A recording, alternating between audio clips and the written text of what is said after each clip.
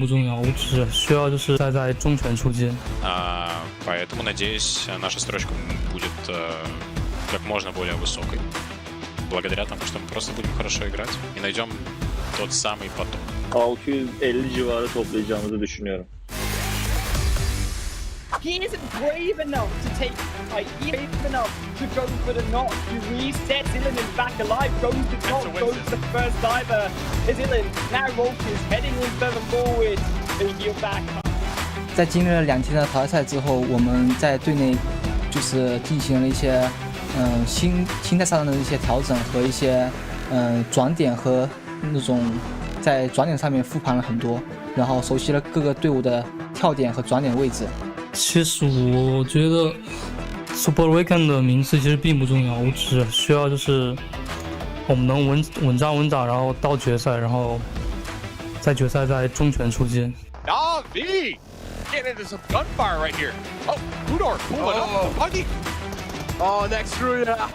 Already down 2 men. That's not looking good. Behind the slow falls down. Fedor in the clothesline, taking a lot of damage.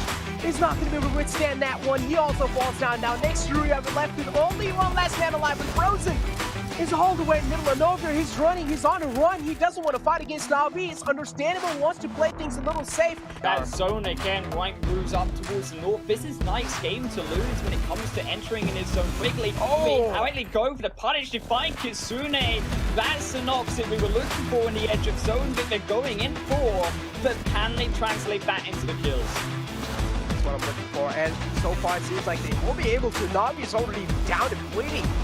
Первые 2 дня были не совсем удачные, но мы понимали, что нужно будет адаптироваться прямо по ходу турнира, потому что есть команды из американского региона, с которыми мы вообще не играли ни разу.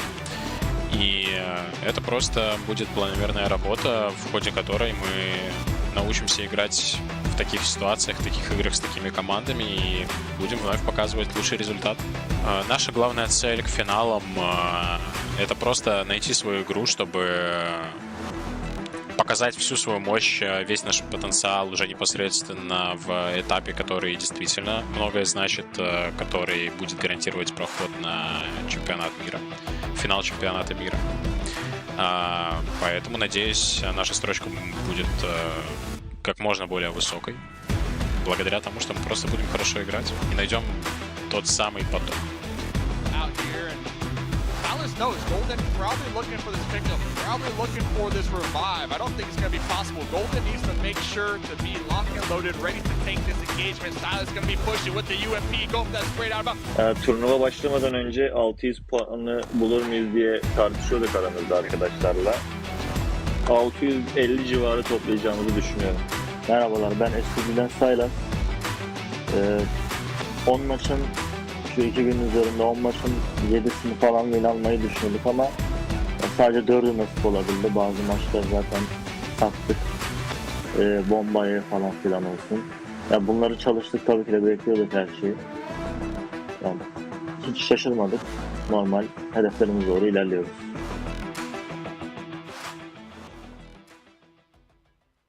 See them pumping the brakes just a little bit. They don't have the numbers to their advantage, but Frozen cooking a grenade.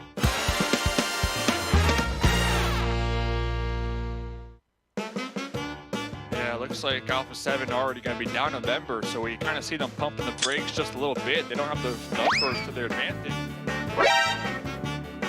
It was at this moment that Nathan knew he f***ed up. Frozen cooking a grenade, tossing a grenade. It looks like it bounced off that little... In the clotheslines. He does have his teammates though in the back lines. But what I'm wondering is they have clear line of sight on Poland's position. Oh, God, please, no! No!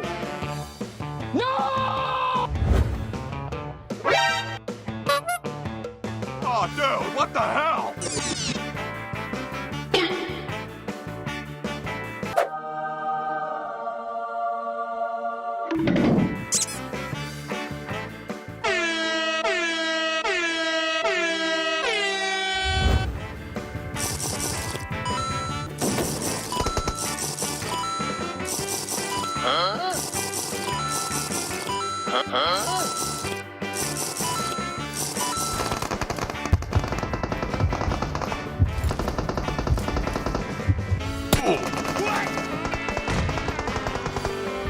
this is a highlight from that previous map. How just wouldn't bring it up. Much with that information instead of moving further forward. Now the problem is for a team like Rise is yes, they can play well. I mean, production, please stop the savagery. I mean, Rise.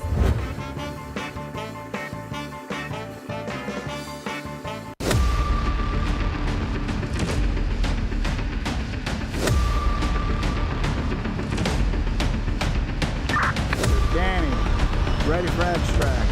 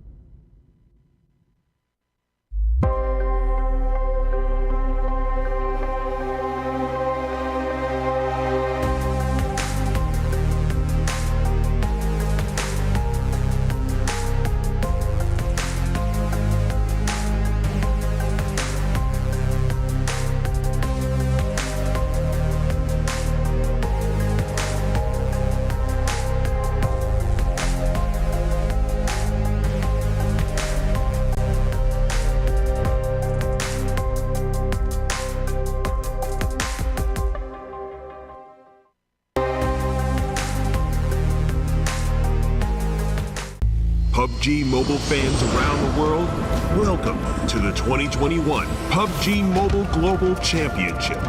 To the top teams across all regions, we have a message for you. The Middle East, you have proven your worth. Now, make your formidable debut on the PMGC stage. South Korea, forget the past. This year, show the world you've ascended.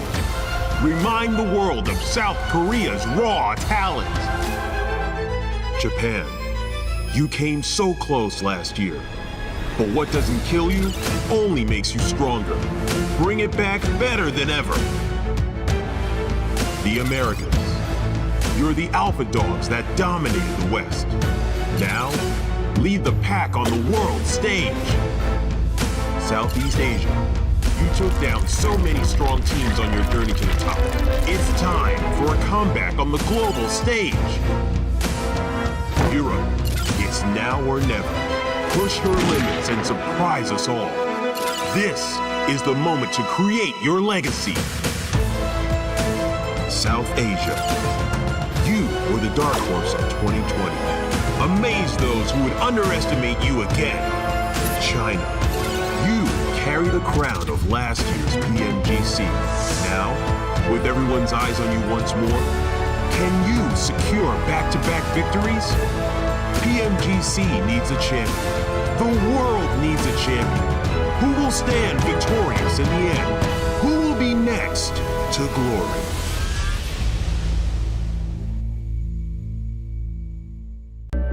I saw the first light, the first steps.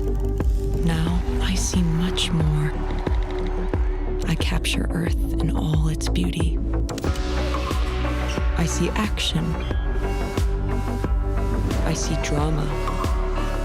And I see it in the finest detail. Moments of inspiration. And the first steps. I am the 1+9. Hello, PUBG Mobile fans. It's almost time to bring together the world's top teams for the PUBG Mobile Global Championship 2021. This year's PMGC has a total prize pool of $6 million for teams and players, and tons of great rewards for our fans as well. PMGC will consist of 2 stages, League and Grand Finals. The League phase will last from November 30th to December 24th. During the league phase, teams from the Americas and Europe will compete in the West League, while teams from Asia and the Middle East will compete in the East League. Each league, 20 teams will compete on Tuesdays and Wednesdays for 16 slots to compete on Friday, Saturday, and Sunday in that week's Super Weekend.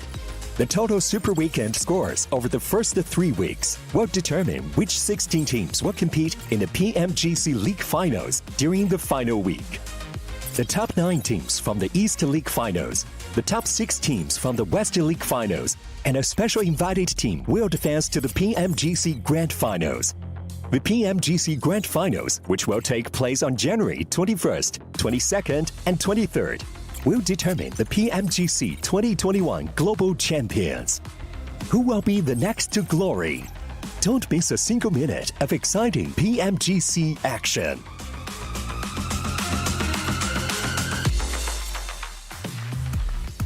Welcome to PUBG Mobile Global Championship 2021 West League. This is the second day of this third weekday games, and it's the last day. It's the last day for these weekday games for this event, guys. I'm your host, Pancargo. With me is, of course, our awesome analysts, the 7 Worlds Gaming and Glitter Explosion, and I'm just gonna start it off.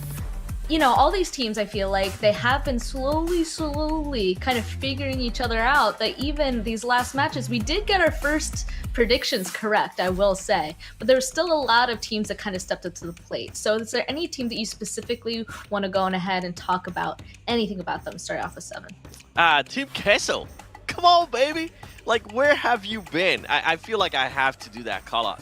If they don't make it this Super Weekend, and I'm trying to think as far back as possible in YouTube chat, please feel free to correct me if I'm wrong here. I don't think I've ever seen Team Queso be in a PMGC or on a stage like this and not make any Super Weekend. That's going to be maybe up there with one of the worst performances they have ever had. So I'm definitely going to be looking at Team Queso. I'm also going to be looking at Alpha 7 and Navi Glitter. I want to see if they're going to continue to fight each other. You know, I kind of hope they do, because it provided us with some very interesting gameplay yesterday. However, we talked about it yesterday too. Today is the day where we focus on that 16th place bubble, man. This is going to mean a lot. We've got teams that have only played in one Super Weekend. We still have a team that hasn't, played in any Super Weekend. There are squads or 2 teams that need to make it through to that situation. And XSET is actually performing phenomenally. They're one of the squads that desperately need to make it through to the Super Weekend, right? They are in a very, very solid position for themselves. Like you're saying, Queso, not so much, but I'm also keeping my eyes on the likes of Besiktas. They're having another fantastic week. They've only played 3 matches so far, so we're going to see them all day today, and they are already in 9th place overall, and they're one of those teams that's only been to 1 Super Weekend. So, I mean, like you were saying, Span, we've had a lot of surprises, but in like a very good way. Yeah, no, a really good way. That's why there's so many teams to kind of go on ahead and talk about. That's why I kind of just opened the floor, because you could go on ahead and talk about all these teams, how they've kind of progressed throughout this entire event. That's why, I mean, at this point, there's only 5 games left. And of course, a lot of these teams have already completed 5 games yesterday. That means they might only have 3 games today, just depending on what group they're in. Here's all of our participating teams right now. Of course, all these teams are just playing 8 games in weekdays. They only have a couple more matches today to get into that top 16. And I gotta say, a couple of these teams right now, based off of their placement, kind of surprising. Let's actually go on ahead and talk about that. We could just bring it up immediately. The bottom 4 teams in our overall just for this weekday, a little bit surprising. I mean, I think it's okay for a couple of the teams because they haven't played too. There's one specifically that I feel like should be talked about, and that's Footballist 7. Definitely. Footballers has played 5 matches. They are going to be playing 3 today, but they're currently, out of all those 5 matches, they were only able to acquire 7 points yesterday, which is insane considering that Footballers was one of the best teams in this past Super Weekend. But the way to look at it is that, you kind of hinted at it, this is a great thing for those teams that are looking to get points. This is a great thing for those teams that are going to be looking to make it to their first Super Weekend. Like Exit, Glitter was hinting at it too. Now, it's not just Footballers. We also have Fenerbahce. They're currently sitting in 17th place. We also have Navi. And then the last one, we have Aton, which currently they have played 3 matches, and that's a team, Glitter, that I feel like if they don't make it to Super Weekend, they could be one of those teams that are eliminated, even though they're currently sitting pretty, I think it was in the 15th spot when we talk about overall Super Weekend points. Yeah, I'm so glad that you brought up all of those teams because there are some heavy hitters there when it comes to that overall standings, like you're saying, the Footballists, the Fenerbahces, even Navi, who in the overall standings coming to Super Weekend are actually pretty comfortable. And I truly think that if they didn't make it through, then they'd probably still be okay. And that's opening up the doors for the likes of XSET, for the teams that need to make it through again, like potentially Baluk Chaptan, Mad Bulls, those squads. Atan, though, I am a little bit worried about Atan. Like you're saying, they're in that 14th, 15th place area for the overall. And if they don't make it through and any of those teams that are under them have a phenomenal performance, there is the possibility that they do get leapfrogged by a team like Supermassive Blaze or Eastern Stars, who are only, 30 points behind them in those overall rankings. So it could get very, very close and scary by the end of today. There's so much that we have to pay attention to. As you guys can see all the graphics on your screen right now, we're now taking a look at a team summary of Unicorns of Love versus XSET. Obviously, those are top two teams from yesterday. And the fact that we even get to put XSET in this spot is just, it's very exciting. It definitely is. They definitely just went on ahead and brought it back. I mean, who was it that went on ahead and chose them for the first game? I believe it was U7, and they ended up going on ahead and getting that chicken dinner. I mean, they definitely have kind of slowly started figuring stuff out, gotta say, when it comes to both placement and kill points. It does look like Unicorns of Love, though, also figured things out. I mean, after last Super Weekend, they kind of weren't there entirely, but it looks like coming into this league play, they're definitely showing up once again. And GK First and Lin, they're going to actually be the top two people that are going to actually have a head-to-head here, Seven. Yeah, and I'm not surprised that they're currently there. I mean, the team out of yesterday, they ended up with the best performance. Not only that, the consistency that they were able to showcase yesterday was really impressive. The first game, second place finish with 9 elims. The second game, third place finish with 2 elims. Even though it might not be a lot of elims, they're still being consistent in regards to placement points. And then the last 2 matches from yesterday for them, it was a third place finish and a fourth place finish with 8 elims. Overall, like we always talk about consistency, especially when we're talking about Unicorns of Love. This is a team that more than likely is going to be making it to the finals. I mean, probably guaranteed to be making it to the finals here of West League. And I want to start seeing that consistency. So I'm glad that they're starting to showcase that today. Another team that I will be looking to see a complete change of that we've kind of been hinting at is going to be SCG. We saw the amazing first Super Weekend that they had. We talked about the cushion that they have had to be able to play riskier, to try different plays that maybe they're usually not comfortable with because they're thinking about the points. Well, hey, guess what? Now you're getting to the point where you're kind of getting ready to the finals as well. As I was talking about Unicorns of Love consistency out of SGG, I would like to see that hunter, that killer instinct that they showed me last time. I mean, maybe at this point, we knew that they were testing something, so maybe at this point, maybe they're just going to make it in top 16 and kind of bring it back at the Super Weekend. All these are just questions that we'll just have to wait and see. And I'm glad you brought up that consistency as well, because it seems like some of these teams really went on ahead and performed well on specifically Erangel and Miramar. And today, we have those same maps. It's not flipped. It's going to be Miramar, Erangel, Miramar, Erangel, Miramar. So same maps once again. We might see some huge success still coming through from Unicorns of Love. And then another thing that could potentially bring you guys success and these teams is, of course, 1+9 and 9 Pro. Because with flagship performance and an immersive 120Hz display and hypertext technology made specifically for gamers, the 1+9 and 9 Pro are your best shot to climb the leaderboards. Obviously, at this point, I feel like Unicorns of Love very comfortable in their position, but there's still a ton of teams that need to go on ahead and continue to climb. And that kind of, brings us into discussion specifically about our predictions. So our first match, of course, is going to be on Miramar. I'm just going to start off 7. Who do you think is going to go on ahead and take this one away? It's going to be a team that I wanted to pick yesterday, but after the first game, they made me not want to pick them. So I'm going to pick them before the even first game happens. I'm going to be going with Team Queso for Miramar. Team Queso. Oh, okay. Okay. Any reasoning why? Because they need to step up. I mean, as I said earlier, this is a team, if they don't step up, it will be their worst performances. This team has gone from being one of those global teams that, oh, you gotta make me go on a rant. This team has gone from one of those teams that it used to be like one of those massive global teams that people kind of fear a little bit, to a laughingstock. That's pretty much what Team Queso is right now, an absolute laughingstock. So I'm pretty sure they're gonna be able to come back today. Gotta bring it back, make that stop. Okay, Glitter, who do you think is gonna go on ahead and take this Miramar? So, I too chose a team that needs to continue to do well, but they are in a much better starting position than Queso. For the first game out of the gate, I picked Besiktas, okay? I want to see if they can continue their consistency. Ever since that first week has gone the wayside, they've really picked it up in week 2. They've continued to do so here, but they need to make it into this last super weekend, so I'm hoping they start off the day strong. They definitely changed whatever their gameplay was for the better, I agree. So it looks like they've been doing well for my team.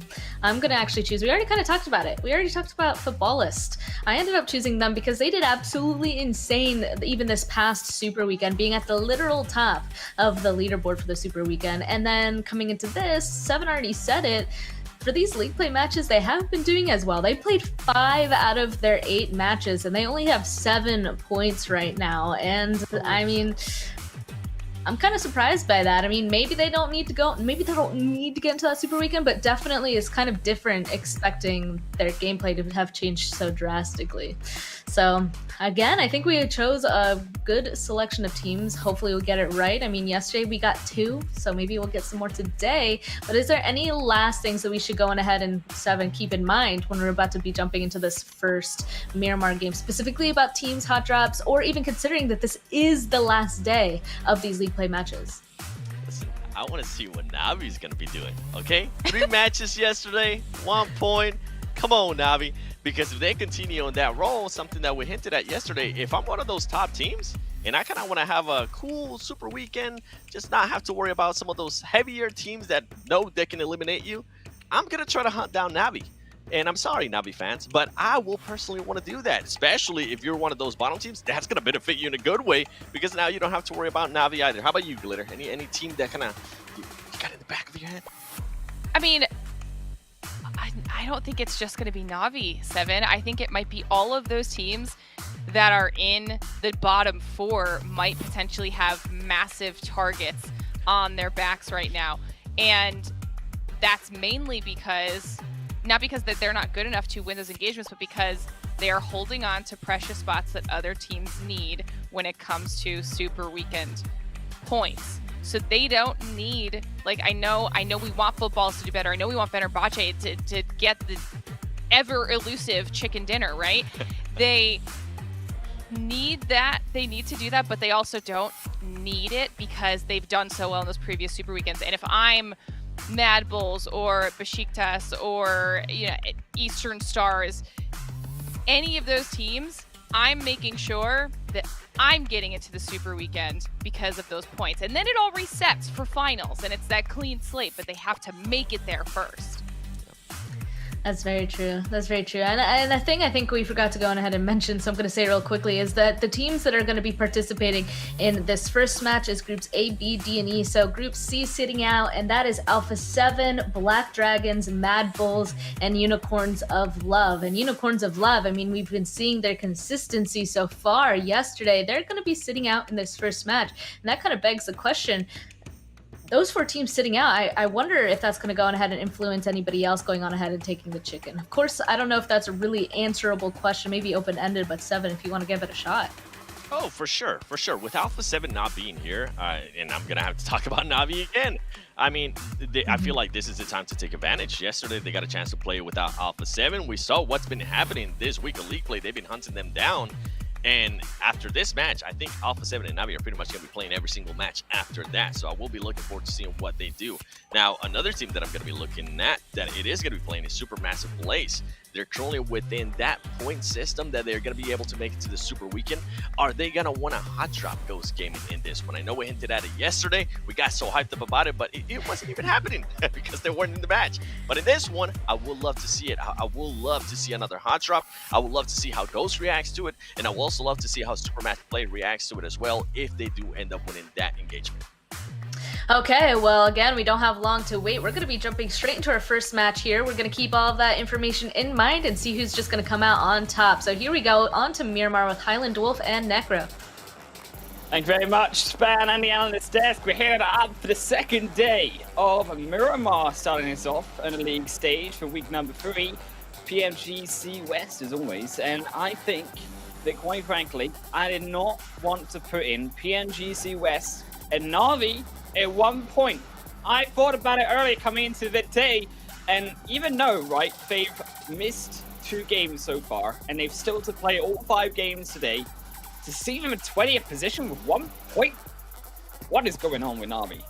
I know, right? It's kind of like hard to believe it in certain ways, but we need to start things off like with the classic Dave things, right? How Dave says West Side is the best side. We gotta say that, man. Come on, that's how we started off over here. West Side is the best side. Yep, it is the best side without a doubt. But yeah, Na'Vi sitting all the way in the bottom, kind of 20th spot, man. I don't really like to see that. Pretty much unexpected coming inside, but the plane fly path over here, Jake, has played a crucial role, going all the way from down south. The teams that do want to make it up top, La Cobreria, especially A7, they like to go there. Imagine they're going to be having such a tough task. Yeah, I mean, when you look towards virtually S2G, unfortunately, they will be getting themselves put down. 1 kill already put away. Supermassive Blaze kept gonna put him down, but I think he might not get away with that punishment. He does. Shots do come back. Yeah, he does got over the hill, just barely in time. That's a cheeky one. I feel like Supermassive Blaze is starting off a little bit dirty. Is J7 also in a 1v1 versus Supermassive Blaze? And this is interesting to me because Supermassive Blaze, not really the team that expected to change it up with Picardo, but instead they're splitting a 4-man, 1-side drop here early on. Kusera, he might even knock down Polo here. It's on the flank side though. He needs that support. It's a 2v1 situation, and Kusera, he's already down. J7 gonna knock him out into oblivion, and Tron and KFN nowhere near to support. And this is why, ladies and gentlemen, that you do not make the 4-man split drop in Miramar, or in any map, to be fair, because yes, it can work out, but also this can happen. Kusera can just lose his life in the first 30 seconds. Yeah, man, that's pretty unfortunate. It's pretty much like Supermassive Blaze.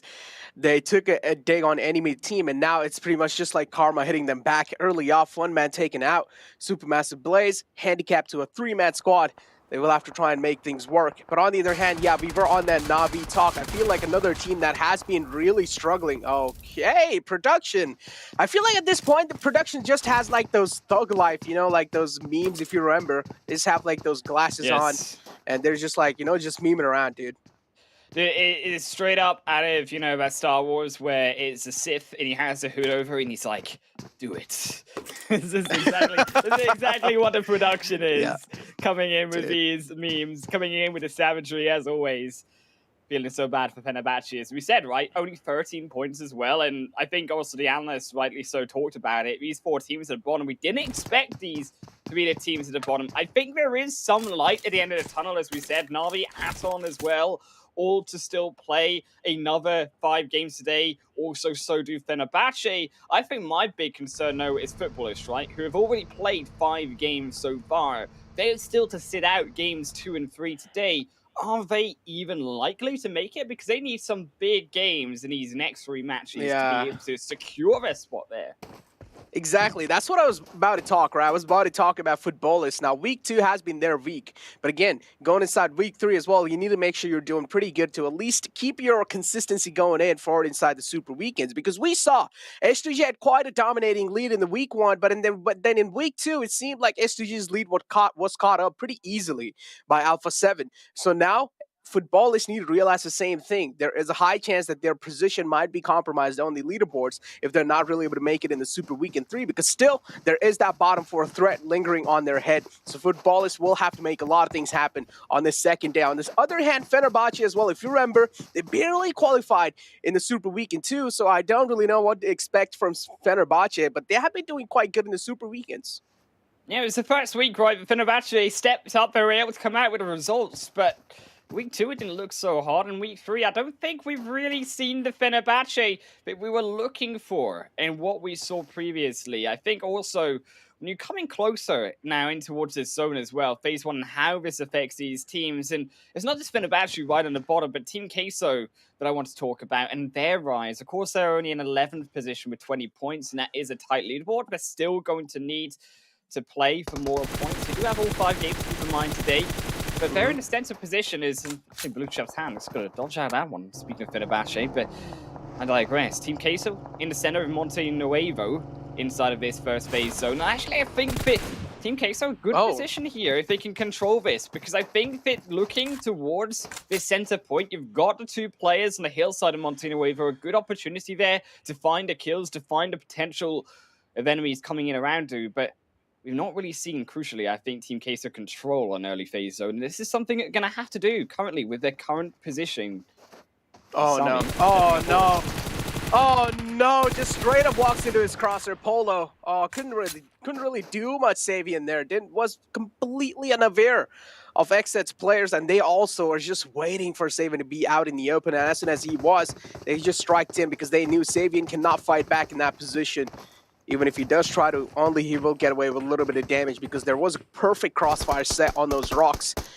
On the other hand, Fenerbahce take a little dig on the Bullock chopped on.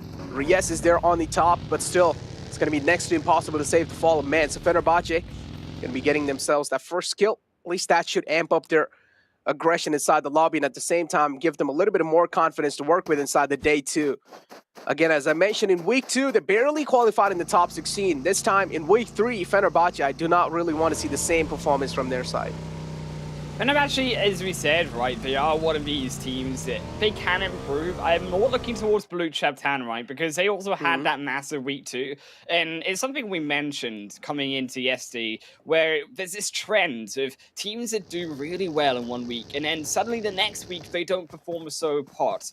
In this sense, so Balucheptan, yes, we're in 11th position currently. I still feel like Balucheptan, though, they need to perform slightly better because they are, of course, going to keep in mind, miss out also on 2 games today. Plus, they are required, essentially, to get into the Super Weekend. I don't think 27 points is enough to get them in there. And my concern now is already losing a member. How are we going to fare? Because as we know, members have been so crucial to keeping those 4-mans alive in Miramar. And we know that from previous games so far in the PMGC West, losing these members and losing the opportunity to find more ways into zones, find more information, find more positioning power, the skill switch will go down as well. Speaking of fallen men, it means that you don't likely get that win. It's been the teams that have always had those 4 members, 3 members towards those extremely late zones. On Miramar, they have consistently come out on top, not the solos or the duos. When it comes to Xset, we've always seen that one man going down from the side of Xset, no matter what. Xset is one of those teams that always have an early casualty in the game, and it's like the rest 3 players just trying to carry the flag forward. And Xset need to try and do something about it, because most of the times it seems like they're just running around like headless chickens, right? So at least since what we've been watching since all these 2 weeks up till now. Yesterday, they seemed pretty strong. They tried to go for those placement points. They tried to play as consistent as possible, but still carrying the momentum forward in day 2. That's what I'm really worried for. On the other hand, now Furious Gaming taking a couple of shots on the players of Ghost. I think so we're able to knock one player out and also confirm the kill. But Ghost trying to reply back. I don't really feel like they're going to be finding any shots till now. Just Ghost, though, still just trying to suppress down Furious Gaming, but the damage has already been dealt. It's not just that, though, right? As you said, it's sort of Xset. Furious Gaming as well, one of these teams. Very high up on the leaderboard. Oh. Furious Gaming, not going to find that kill, I don't think. But they are currently sat in 4th position. 44 points so far. As you can see, people beginning to climb to some of this mountainside around Monte Nuevo. As we said, the high ground going to be very crucial. I think that obviously it is going to be crucial to see if they can find these kills. Otherwise, the opponent, whoever they are, will have that extreme high ground. I think they don't get it. They don't get it. He's up. Look up. Oh, he's above. No, he's all the way on top. Scream, they're still looking below. Triggerson's dead. I'm trying to shoot down on someone and then Triggerson dies. I mean, what's going on? I got no clue. There's just like fights going on all across the board right now. Bodies are hitting the deck as well. On the other hand, Bullock, as you mentioned, yeah, my eyes are as well out for this team. And look at this. It's just some gangster style by Reyes. Just firing on behind the bike. Frozen as well, trying to find some engagements over here, trying to find some connections. As we talk about connection, he finds one. Reyes being taken down. Maidon is there to try and make the res happen, but still, shouldn't really be that big of a deal for Bullock to get the res back up on the fallen man. On the other hand, next Ruya, they're not really going to be pushing in. It does make quite a lot of sense. It's a complete open ground in the front, so maybe holding your horses and holding this position they have is probably the best choice they can make for now. Bullock, still though, trying to take a little bit of shots. No connections being found from the side of Bullock yet, but keep this in mind. Bullock are down to just a 3-man squad, so the pressure's on Bullock. Yeah, next point can keep this pressure onto Bullock right now, but we do need to keep in mind that zone in phase 2 did shift upwards towards El Pozo, so I would like to see next point move over towards that more western side of the zone. Take those hills actually to the west of El Pozo, because sitting in this current position, you are going to be likely of a lot of these teams rotating on top of you. There's not really a way backwards if teams do leapfrog you behind. So making sure you are the first member through. So what is going on? Trying to do the same right. Zed is driving straight through Apis, but why isn't Apis shooting? I think what is going on from the side of Aton, dude? Like, they're just driving all out in the open. They just don't care about Eastern Stars. It's like they're just not scared of them. Eighth is trying to connect a couple of shots. Yeah, it's like, it just seems like they're not mentally present. Eighth is trying to, like, at least take a couple of shots down, try to get the knock on the player of Aton. They have successfully 1 man down, but still Aton, it just seems like they're not scared of anything at this point in time. Eastern Stars, on the other hand, though, trying to play things a little safe. Milos goes down in the close. That's a huge knock. Eastern Stars now, they have a huge advantage inside this fight, but still, it could have went south on either side. On the other hand, Bazi all the way across the field, trying to take a couple shots, making sure he's pinning down the player Aton, just putting the maximum pressure on these lads. Dr. Octavian now moving it forward, confirming the kill on Milos, and Aton just left with 2 men alive. And as we talk about the overall rankings of Aton as well, they're all the way in the bottom, bro, and they need to step it up. I'm just really confused with Aton's positioning, because I think they're trying to bait in the shots of Kapahala or Bazzi to try knock them down, but you look at the position of East of the Stars, they're a 2-2 split, so even if one falls, the other can just find a revive. So that's on a big mistake there, trying to bait, but just getting overlooked by all of the Eastern Stars members, and now they're in trouble. But unfortunately, so are, as you said, Eastern Stars, right? Na'Vi also wants a piece of this zone. Is Na'Vi so desperate for it? Only 1 point, but you look towards this position. They're on the south side. They're in the zone, the blue zone, should I say. The play zone has gone back over to Monte Nuevo. But look at how close these players are together. I think that Na'Vi, yes, it could go for these kills. Yes, it could try get points. But I want to see Na'Vi rotate into that zone, in towards the south side, as they're doing. Because getting that position over Laterela Hill is going to be so crucial at taking out Team Queso. Because otherwise, whoever wins out of that fight is going to come in and pincer Na'Vi between Queso and themselves. Oh, that might be a good net. Yup. Deal a decent amount of damage. Not enough, though. Still, Coops leading the pack, leading the charge. Xenox does know there is 1 man in the front. Xset J7 all the way separated out from the rest of the pack. Can't even call it a pack at this point. It's just 2 players left. It's Jay all the way far away from him. But still, I don't really understand this huge separation coming out from the side of Xset. At this point in time in the game, J7 and Jay should be together next to each other, trying to help each other out. Maybe they can also set a crossfire in these kind of situations. But over here, on the other hand, Knights, you realize there is still a little bit of threat. Here comes the cavalry from their side, and here comes the push. J7 being spotted from the back, cannot really do much. Gets taken out easily, and Knights, threat out the way now. Knights are going to be feeling a little bit more comfortable in this spot. Is it just a way to put question marks all over the map right now? I feel like we're watching... I don't know what's... Yeah, I feel like I'm watching a normal PUBG game.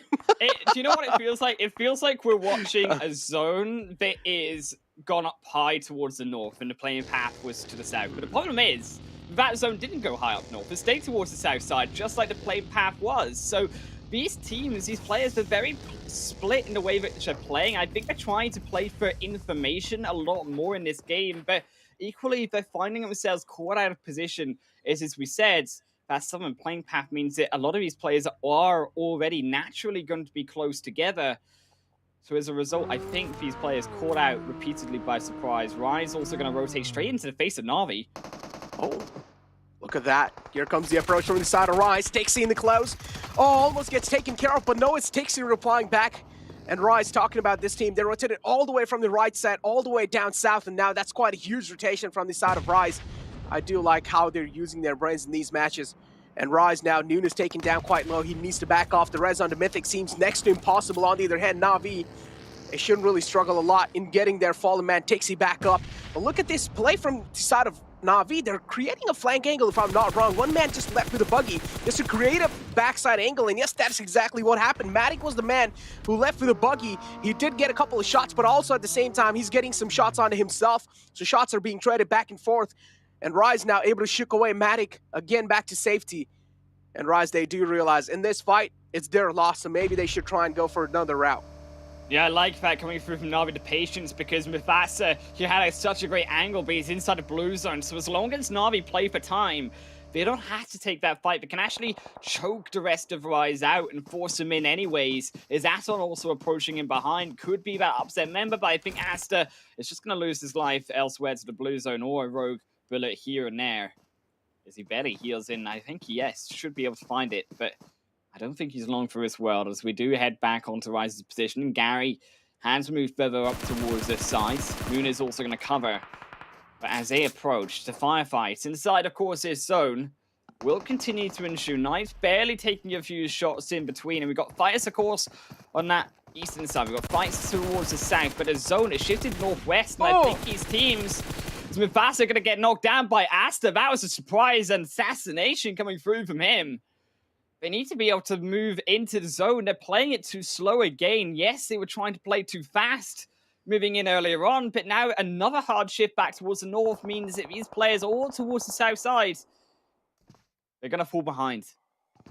There's not a lot of players in South, though. You only see Rise, Aton, and Na'Vi. And Aton pretty much, it seems like, making it out alive from that position or situation is going to be quite tough. Yeah, I do see that they have vehicles which they can try and utilize to get inside the zone pretty quickly, but I'm going to hold on to my words for now because Footballists, it seems like they're able to make sure that Knights isn't really overstepping themselves. One man being taken out from the side of Knights, that's going to be pushing them a little bit back. But Sheiktas in the front of Knights. Coops now, he has to deal with a lot of threat in the front. There's like 3 players of Footballist. Coops definitely has pressure surmounting on top of him, but on the other hand, still is trying his best to fight back with the utilities. Needs to find one connection. One successful connection from his side can change a lot of things. But I saw something on the kill feed, Jake, and it seems like one man of Na'Vi just fell down to his death. But I'm going to hold on to my word again because this is where Coops is trying to strike back. Finds one, looking for the second, pulls out the UMP in the close quarters. Did connect a couple of shots, but still is only able to get one. Alucard is moving in. He makes a flank, but just as Chico goes down, they will need to find a revive. In fact, they don't think they have to worry about it because it's 2 down. Chico's dead. It's all over. I think for Knights in this situation, if Ram and Lutz could just hold on to Xenox on the front, Nate pushes him back, almost walks into it. Asson as well, going to fall in the midst of the fight in the kill feed, but it's another to drop for Knights as they're down to a solo, but barely making a revive. Alucard back in on front as Besiktas also going to fall as they take 2 fights at once, but it's no problem for Lutz and Footballists. They'll take all of them down. There's another falls on Knights. Oh, it's a 2v4 now. Alucard again on the front page. He's just not scared of Footballists, but there's just too many men to handle, so he's not going to be able to successfully do it this time. But Jay, oh no, he's just being a man. He's just kind of being the annoying little man from the back, just trying to take a couple of shots, just trying to get that kill.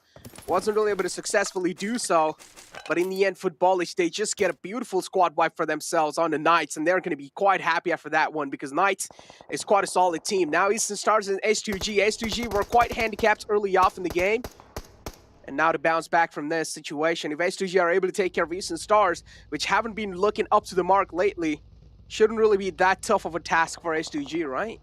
This is next Roy's game. I'm just going to call it right now. I'm saying next Roy, they should be able to clearly win out this game. That hillside up towards that northwest is going to be so powerful for all of those teams closing in. You can't even rotate up in towards Kudo and Nihat because there's going to be, again, that open space wrapping around the mountainside that isn't even mostly inside of the zone. S2G also going to fall, though, as they do make their first progress inside of that zone itself. And Timber is going to get caught onto the bridge and onto the tree, sorry, should I say, but still made of wood either way. And Timber, I think he may be just cracked down under the pressure. No, he won't, as Timber barely gets away. Will drop down to half HP, but he does get out of Eastern Stars. Not for much longer, though. There we go. I've jinxed it. Next Roy, I've been able to get it. I thought he would survive, but next Roy, they still slap him down anyways. They're actually going to find a kill, though, as Baluch Tana will steal it. Is out of the S2G down to 1 member, and now they're only going to play spoiler or heal. Whichever comes first is Eastern Stars, also up against Na'Vi, restricting Eastern Stars' ability to push away from this compound. Oh, here we go. Na'Vi, they will have to sweep their way inside the zone because passing through Eastern Stars is going to be a little tough, and also it's going to be time-consuming. So Na'Vi, they will have to make this quick. Bazi taking a couple shots from the back as well. There's a lot of pressure on Eastern Stars now. That's a perfect nade. Well-calculated nade from the side of Tixi to take care of that man from Eastern Stars. And now Kapahala, the only man left in the clothesline, trying to jump shot his way through. But the blue zone's dealing a lot of damage. The wall of death isn't going to stop anytime soon.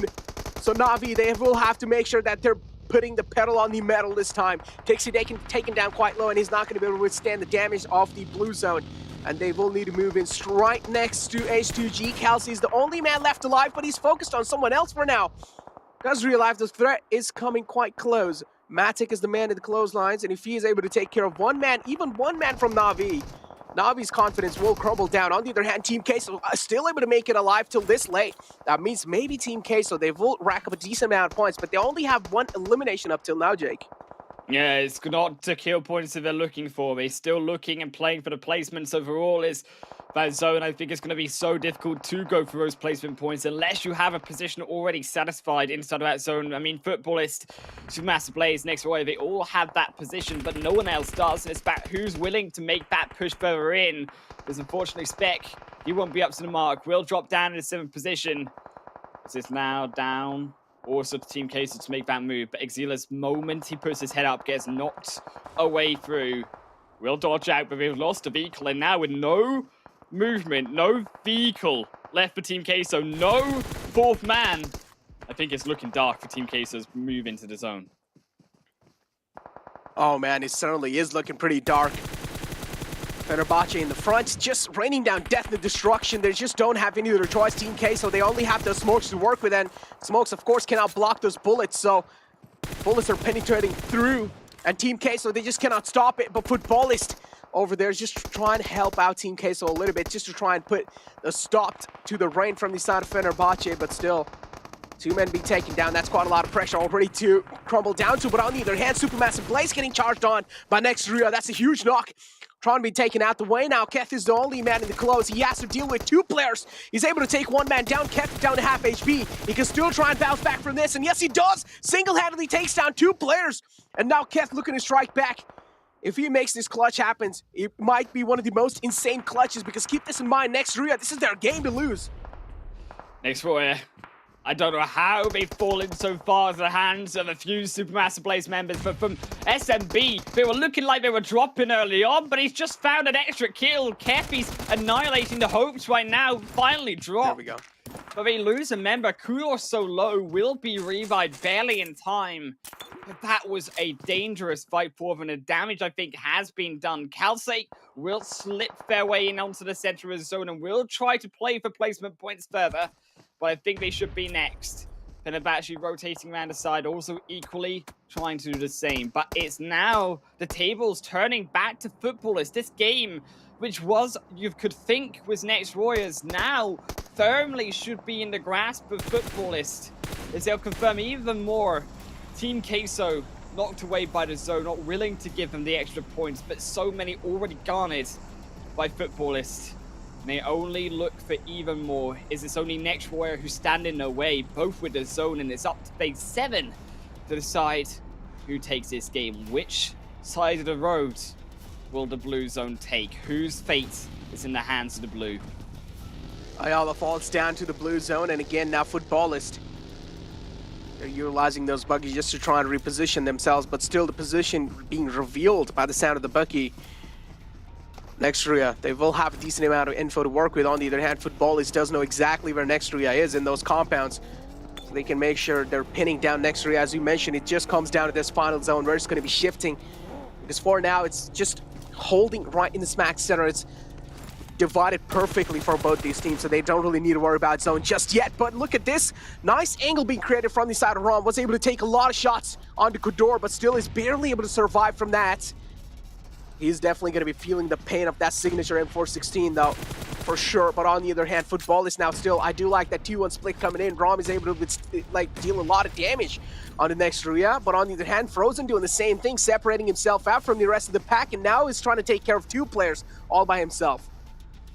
But in zone, Necro has gone over to the next Warrior. They might have been saved by that shift onto phase 7.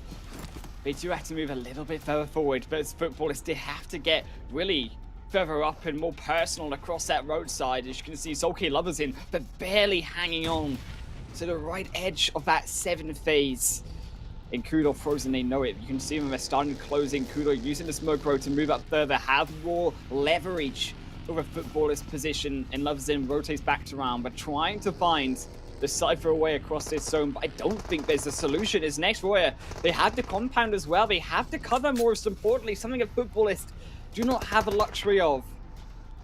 Oh, so okay, just trying to find any kind of damage at this point.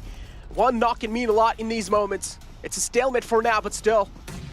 Do hear those gunshots going off. Oh, that nade was quite close. Solke is pretty much just blows right in front of him, but still is lucky. He does not take any damage. It was right on the other side of the road. Another nade comes in from the side of Solke. A little bit overshoot from his side, but still it's going to be fine. As I mentioned, one knock can be a game-changing knock right there. It's a 3-3 situation. Both teams looking pretty equal up till now. Smoke walls being created just to make sure they're blocking that enemy vision. Next, Rhea moving in real up close and personal.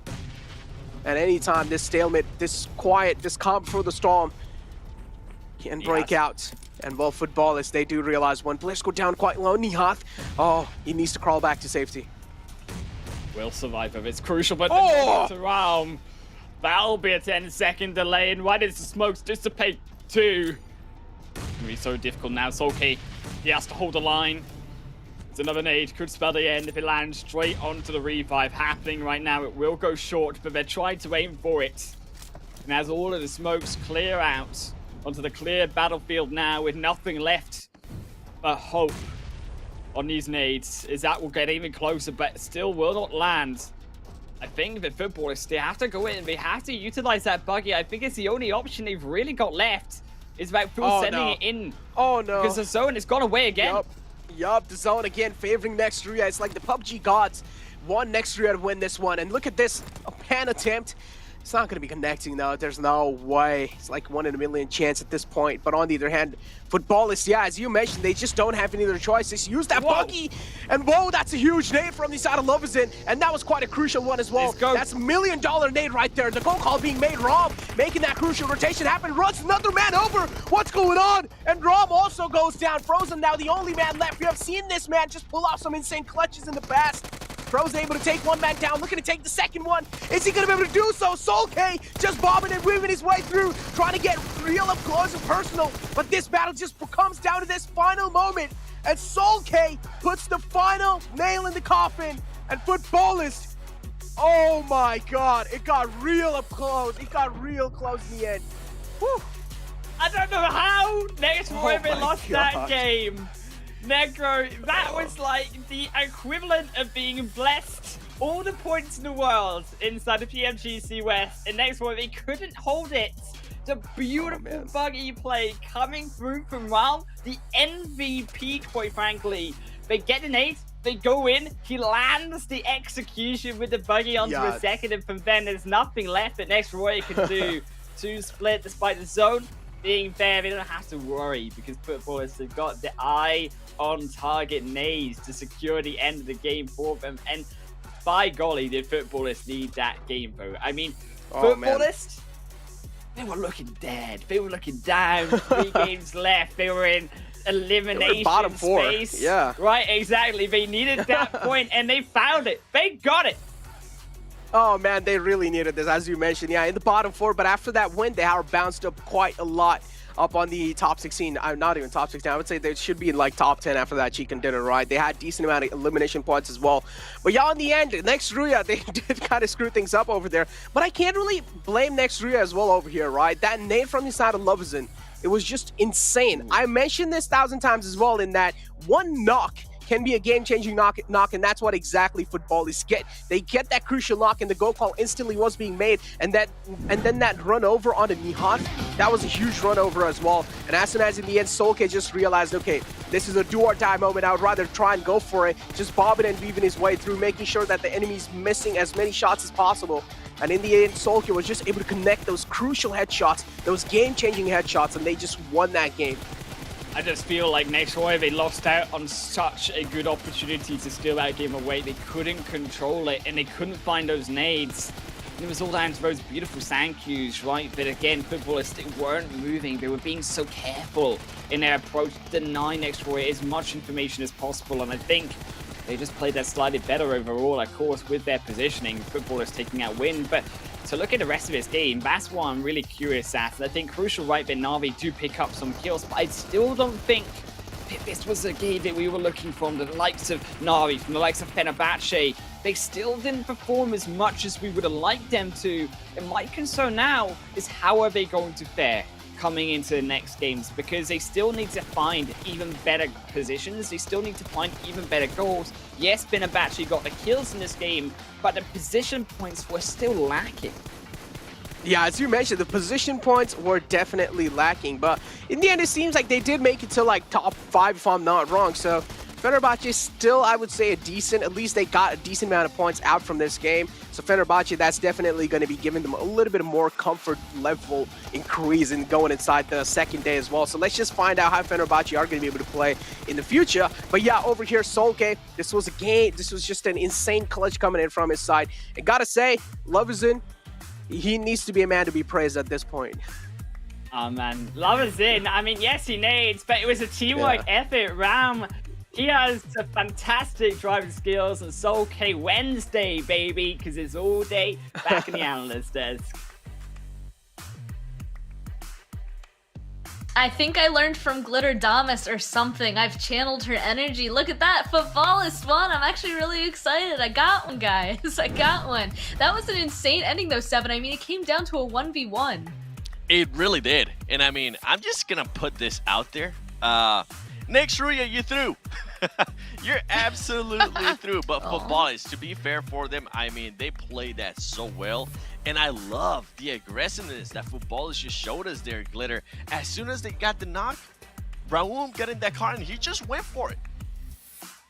Honestly, it was the best choice that they made. Because the second they had the advantage, they knew they couldn't waste it. They couldn't give next Ruya enough time to reset off of that. And then they added insult to injury by also getting the run over.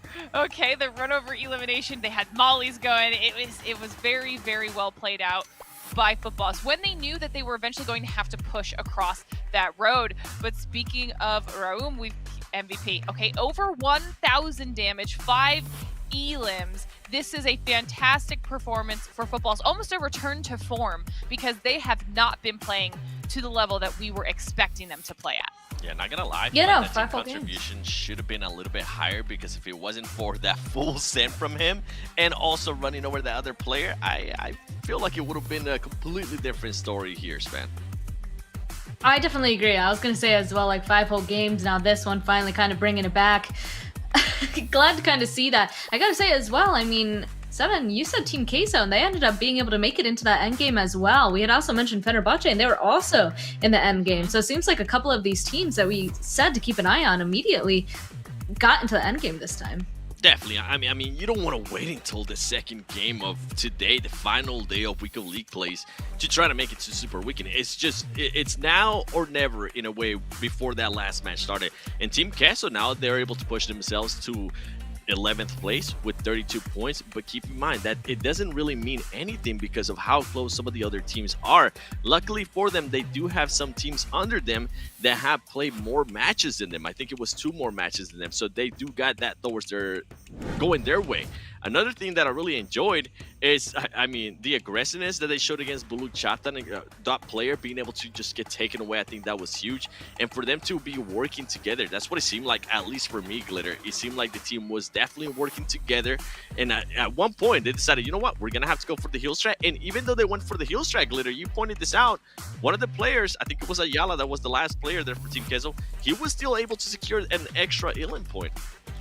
Yeah, you know, just trying to get as many points on the board in those moments as they can. And we've seen them do that in the past. We saw them do that yesterday. I think it was Axel that did it last time. So they're trying, okay? They're doing their best. They're scraping as many points as they can to keep themselves in a top 16 spot. And that's going to be necessary if teams like Football start performing, if Fenerbahce starts performing in those spots, start getting chipped away at, because Team Queso was right there at the bottom with Ghost for this week's top 16. Geez. So many teams to go on ahead and keep our eyes on. Of course, so many teams to go on ahead and take a vote on as well.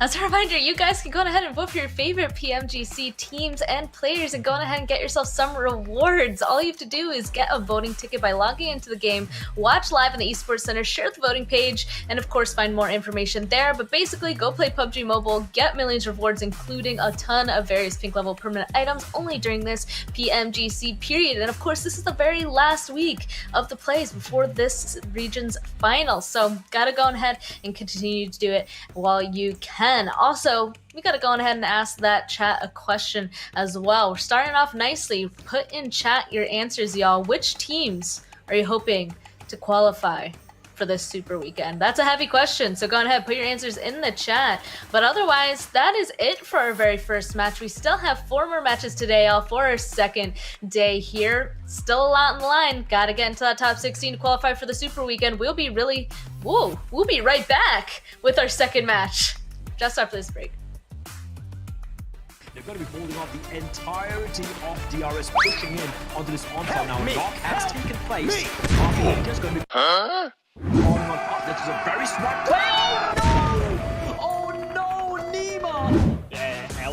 Easy from behind side here from Yesma Poliana. Nice. They could move closer. They could try to stick together. They find the revive coming from those stereotypical locations.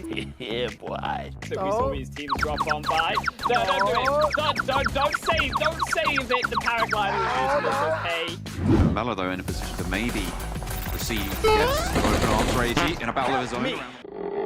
Roger that. Wall does get done. Will get down. Back up. Help me! Roger that. Sarah, in the meantime, has managed to push all the way up. But it's the holdout coming through from the Deadeye's guy, straight through the window. Plants some.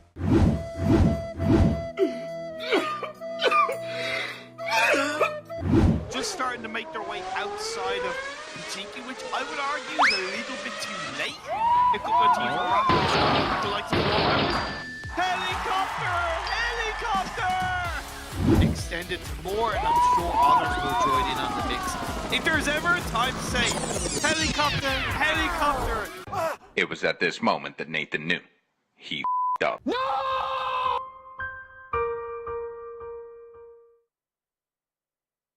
Yes, 2 kills, but this will make it big for Semnot if they can get the chicken dinner.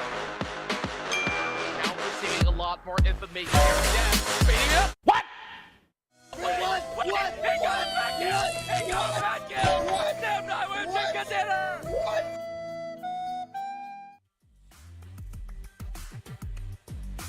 Welcome back to PMGC West League. We're about to be going into our very second match, and it's going to be on a different map. First was Miramar. Next up is going to be the trusty Erangel. I'm excited to see who's going to go on ahead and take this one, because even this last match came down to just a very close 1v1. So 7. Let's just get right on into it. Let's start talking about Erangel and these groups now. Kind of switching out. We no longer have Footballist Furious Gaming, Eastern Stars, and Nextria inside of this next match. I know, I kind of feel bad for Ballers being able to get that chicken dinner and then just now having to sit out and watch what happens in this game.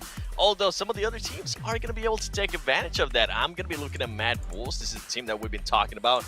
Needs those points. I think they're coming into today with 30 points. So if they can at least get a good performance here, secure maybe along the lines of 12 to 13 points, I think they will set themselves up for greatness, at least for the rest of the day in regards to qualifying to Super Weekend.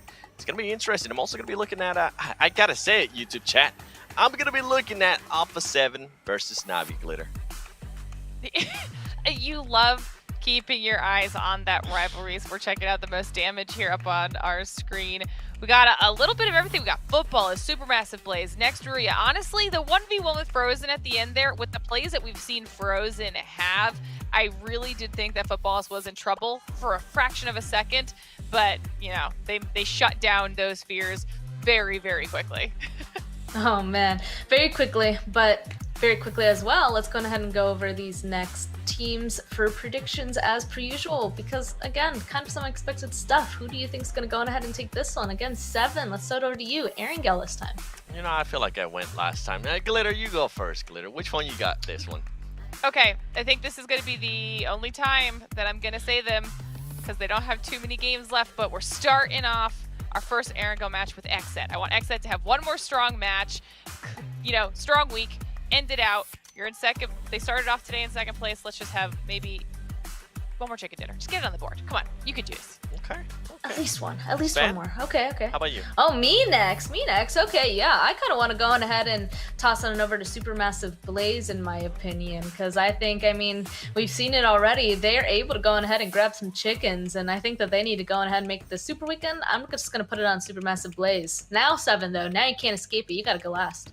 Yeah. So last night I had a movie night with my fiance. We ordered some amazing queso, and I thought it was something with the universe telling me, you know what, just keep on picking Team Queso. So for this next match, once again, I'm gonna go with Team Queso. They did really great in the last one, even though they really weren't able to get a lot of elims. But I'm hoping they continue to secure those points. I would love to see this team in the Super Weekend. Okay, okay. I mean, you chose them last time and they ended up getting up in that 4th place position. So maybe this time they make it into that top 3. I mean, that's why you got to keep an eye on them. We got to see if they're able to go ahead and kind of pull it off, perform, make it into this next very first Super Weekend for them if they go ahead and make it. But luckily, look at that. We don't have to wait long to go ahead and kind of test it out on Erangel. Once again, we talked about our expectations for Miramar. Anything you guys want to say before we're jumping on into Erangel? I would like a Southern Zone 7.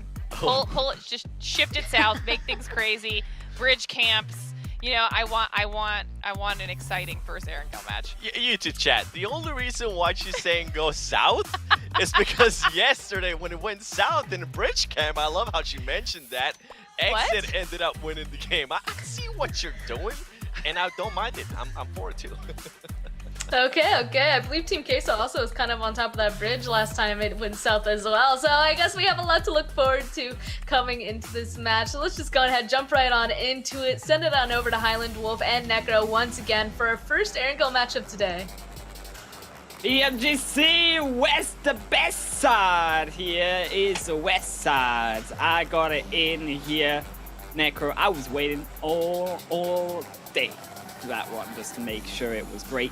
And I'm ready, because also, you know who else we're looking at right now is the beautiful, beautiful Unicorns of Love. And I want to talk about them straight away. Yes, we talked about disappointments of Na'Vi, but on the rise and out from the ashes of Na'Vi has been Unicorns of Love right now. Yes, they had a great week 1, not so great week 2, but week 3, it turned around to double MVPs, GK first, Lynn stepping up together on day 1, and I am hyped to see what they can do now in these next 4 games today.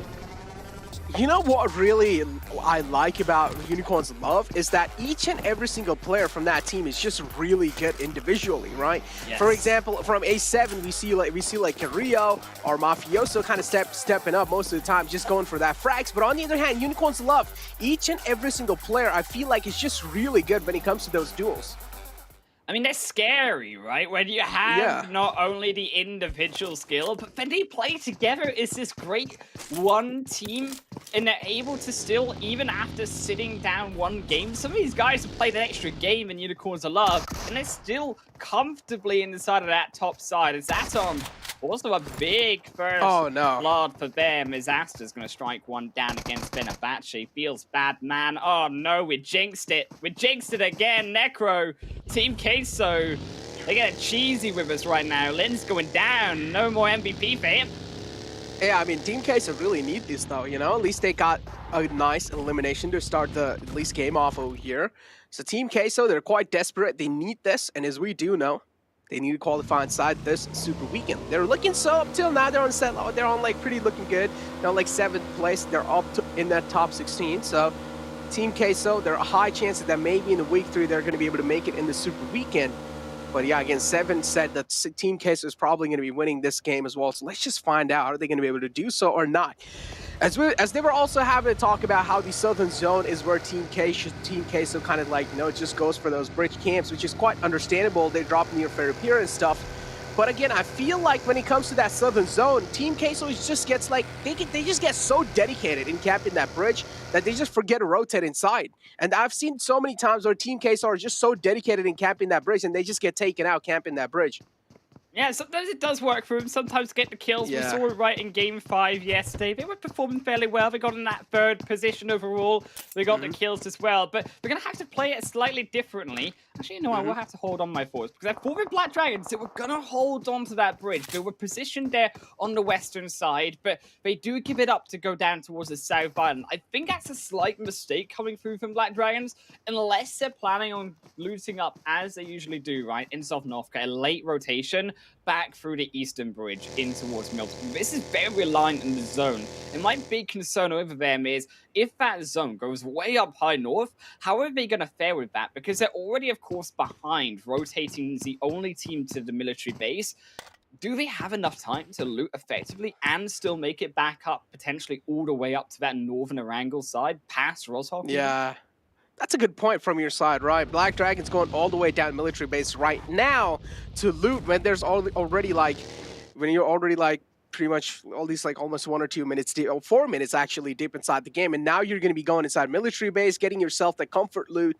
So Black Dragon is definitely quite a late move from their side, but still let's just find out, are they going to be able to make it outside the military base safely or not? Because that's the main task for them for now if you're going all the way down south. On the other hand, now Ghost, of course, dropping inside Pachinki there. They are looking in the smack center of the zone as well. I do want to see how they're going to be playing this circle out. On the other hand, I'm going to hold on to my words for now because Exit, quite close to Mad Bull's Yin Yang. I've not seen a fight just yet in PMGC West on our side around the quarry. I love this side though, because this is where I think that Mads, they should have this control. They dropped here and you can see that they're going split. They're Exet together. They will actually use the edge of that hillside to dodge out the shots from the opposite end, and they know their stuff, rightly as they should, to not get caught out, and they should solo out potentially Yin Yang. But Yin Yang purposely not moving a muscle. As it's all about staying silent in this situation. And it's all about getting Monkey, getting the rest of Mad Bulls together to be able to fight Exet in that a Hermano fight. As Exet, of course, do have that number. Oh no, The nades. Don't do it. If it lands through. Oh, it barely missed. Oh, it barely missed. That was so close. Lucky. I saw the lights leave Yin Yang's eyes. Oh my god, his life definitely flashed before his eyes for sure. Nade quite close, wasn't really able to make it in though, so Yin Yang's gonna be safe for now. But is he gonna be able to save for now? Or is he gonna be able to be safe for at least a little bit more? That's the huge question that I'm asking myself. Molly out. Yin Yang, it seems like he's put himself on fire. No, that's not a good move, Yin Yang. And that Molotov definitely not was perfectly placed as well. But Killswitch on the other hand gets knocked out from that Molly, so maybe it was a little helpful. But still, the trades are happening back and forth on both these sides. Killswitch goes down, but only different is that Killswitch is revivable over here. So they're going to be going for the res on the Killswitch. Mad Bulls, on the other hand, they're going to be looking sad after that engagement. Sad Bulls indeed. I don't know what just happened there. I think they, the rest of Yin Yang, he was trying to find the shots. I mean, yes, that was it almost found it. Almost got the shot in, but it wasn't quite there. And they're gonna feel ultra sad Bulls now as they've got to run for the hills. One less Bull in the squad. And also keep in mind their positioning here. They're outside the zone. They've been pushed away, of course, by Exets, and now they're gonna have to rotate. Potentially, I would say, through Gatka Fields, which isn't the most ideal. It is open just now, and it should remain open, considering the positions of these players and these squads are most likely going to remain towards that eastern side. But Effect might not live to see that day. As we mentioned, Effect might not live to see that day. Finds one, but he just doesn't really have a lot of breathing space. He is going to suffocate down to death. And Exet just taking that man down. Effect being taken out the game. Now, I also did see kind of Unicorn's love shining up on the kill feed. Na'Vi was the one who they got a knock on. So Na'Vi, they're going to be looking to at least fight back in that situation. But on the other hand, now Knights, one man goes down. Alucard's down low. He's bleeding out to his death. And Knights, they need to make sure that they're providing that cavalry. But Supermassive Blaze, it seems like they're just going to be running that man over to confirm that kill. Monkey's still alive from the side of Sad Bulls. He has found himself this little house to play with. They are on the 11th position for now, but still, again, Mad Bulls, they will have to at least play this one out as safe as possible. You talk about consistency, and today is the day of consistency. Yeah, Mad Bulls, they are set on 30 points, so if you don't have to worry, this game can be a write-off for them. We've still got more to come. We've still got all 4 matches to play for remaining today, but it's still a knock to the confidence. It's down to 2 members. They can rotate, I think, back through the quarry hills, just where Xset did come from, and meet back up later in the match. But you are relying on doing that quickly, because Xset also going to do the same. So you want to actually overtake Xset in that rotation in, because you don't want to be again pincered by them and suffer the same mistake that they just did. Black Dragons, we talked about them escaping through the bridges. They will, as we expected, go up against the eastern side bridge, and they will make it cleanly through into Milta. They jump back, of course, onto the savage train of the production team. Besiktas only going to be blowing up and enjoys reliving his nightmares from the desert dunes. Oh, man. That's quite unfortunate. But yeah, now Coops over here inside the house, and Knights. Oh, that nade was quite close, but Xenox able to dodge it in the nick of time. And also getting back to safety. Rise, on the other hand, now it seems like they have tasted the blood of Ghost. And they're looking to confirm it. Beowulf taking out the game now. Ghost left with only 3 men alive. And if you talk about Rise, I've always been saying this. They're an aggressive team, and they're not going to be backing out from this fight. They do realize the blood of Ghost is quite tasty. And they want that blood, Jake. Oh, it tastes good, Necro. When you get that confirmed kill, sweet and delicious. Down to a trio for the rest of Ghost as that zone, phase number 2, will shift back in towards Pachinki, the center of it all. You can see that now teams grouping around the city itself as Fenerbahce will make that move over. So will S2G up towards the church side. And I think we could have a lot of firefighting happening on our hands here as these teams do center around that location. Ghost going to be late though. Fenerbahce will hold them away for now. Oh. They'll even confirm a knock onto Spec. He should confirm that Keyless Valky will be there to close it out. Intensa has to rotate outside. Oh no, Ghosts are just crumbling down from all the different sides. In the front, it was Rise, and now in the back near Pachinki, it's Fenerbahce just pinning them down inside Pachinki, making sure they're not able to leave that area. So Ghost, they just don't have anywhere to go. They do have a lot of compounds to work with, though. They do have a lot of houses to work with. They can try and use that for their advantage, but still, how much? They'll still need to find an angle on the enemy lines to at least find a little opening to make it through. But again, Rise, they do realize in the front, they do hear a lot of gunshots. One little kill for Rise is definitely going to be putting a little bit of more smiles on their faces. Supermassive Blaze on a run. Seems like they're quite on low HP. So they do want to play things a little safe over here. But if you take a look at the center of the map, it's just team gathered up near Pachinki, right? And Ghost, at this point in time, it's pretty much next to impossible to leave Pachinki. Yeah, I think that, right, Pachinki is one of these baits almost in a way. You're in phase 2 and you think Pachinki's in the center of the zone. I have to go towards it and get that location. I think that's a slight error on the side of S2G and Fenerbahce. I think the better decision is actually to play like teams of Black Dragons are doing, to play like those around Potato Hill. Even around the Everest side isn't a bad idea when you are trying to play on the high ground, on the outskirts of that zone. Playing the edge in this sense is a lot easier to do and go elsewhere if the zone doesn't shift first of all into Pachinki. But even if it does shift in Pachinki, have that slower approach and allow the rest of these teams to try fight it out in a hope that you can slowly pull your way in. Yes, it's more difficult, but the likelihood, as we said, of it only in phase 2 being a finish directly on Pachinki is very low, and statistically it is better to hold that outer edge and look for that information, look for those potential side kills of some of these teams who still need to rotate in. Keep in mind there are teams like A7 rotating on the north and Aton towards the eastern side. Nice also equally going to do the same when it comes to keeping those eastern teams away. Besiktas, another one of them. Oh no, Bullock does hear those vehicles in the front, and it's Rise.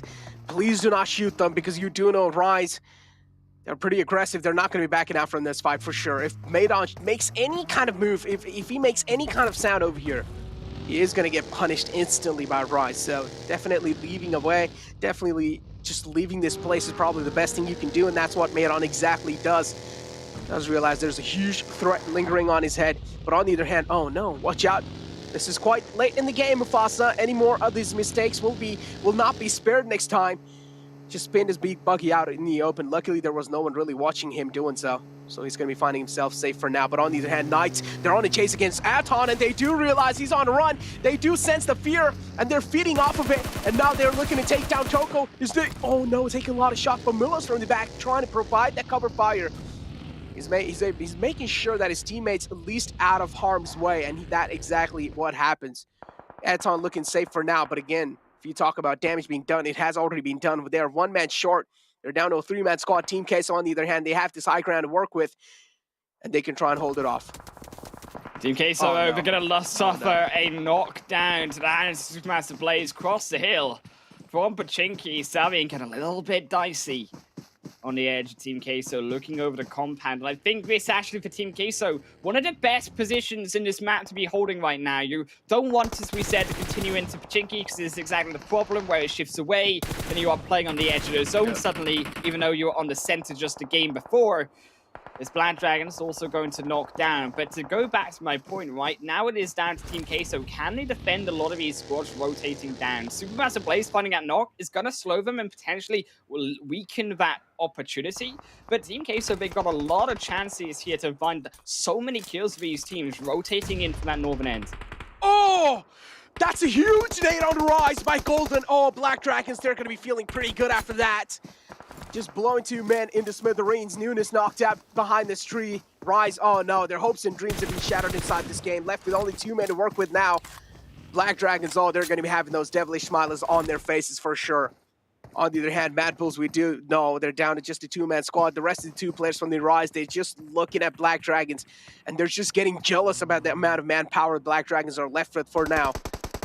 And Rise, they just cannot really do over here much, and if you're talking about not really doing much, Revo definitely couldn't really do much in that situation. Gets knocked out in the open, didn't really have a lot of cover to work with, and Unicorns love just charging in forward, capitalizing on the exact fact. And those three players find that blood of A7, and I'm pretty sure it's tasty. I'm just wondering again, A7 are playing the same mistakes as Na'Vi do. They rotate so late. 15 minutes rotation just passed into Rozhog in a zone that shifted almost an entire phase ago down towards the south side. A7, they need to be faster at these rotations, and we talked about it from Na'Vi. To see from them a big mistake is now Unicorns a lot. They go for the push. Oh, they're definitely going for that push. Senetex in the close.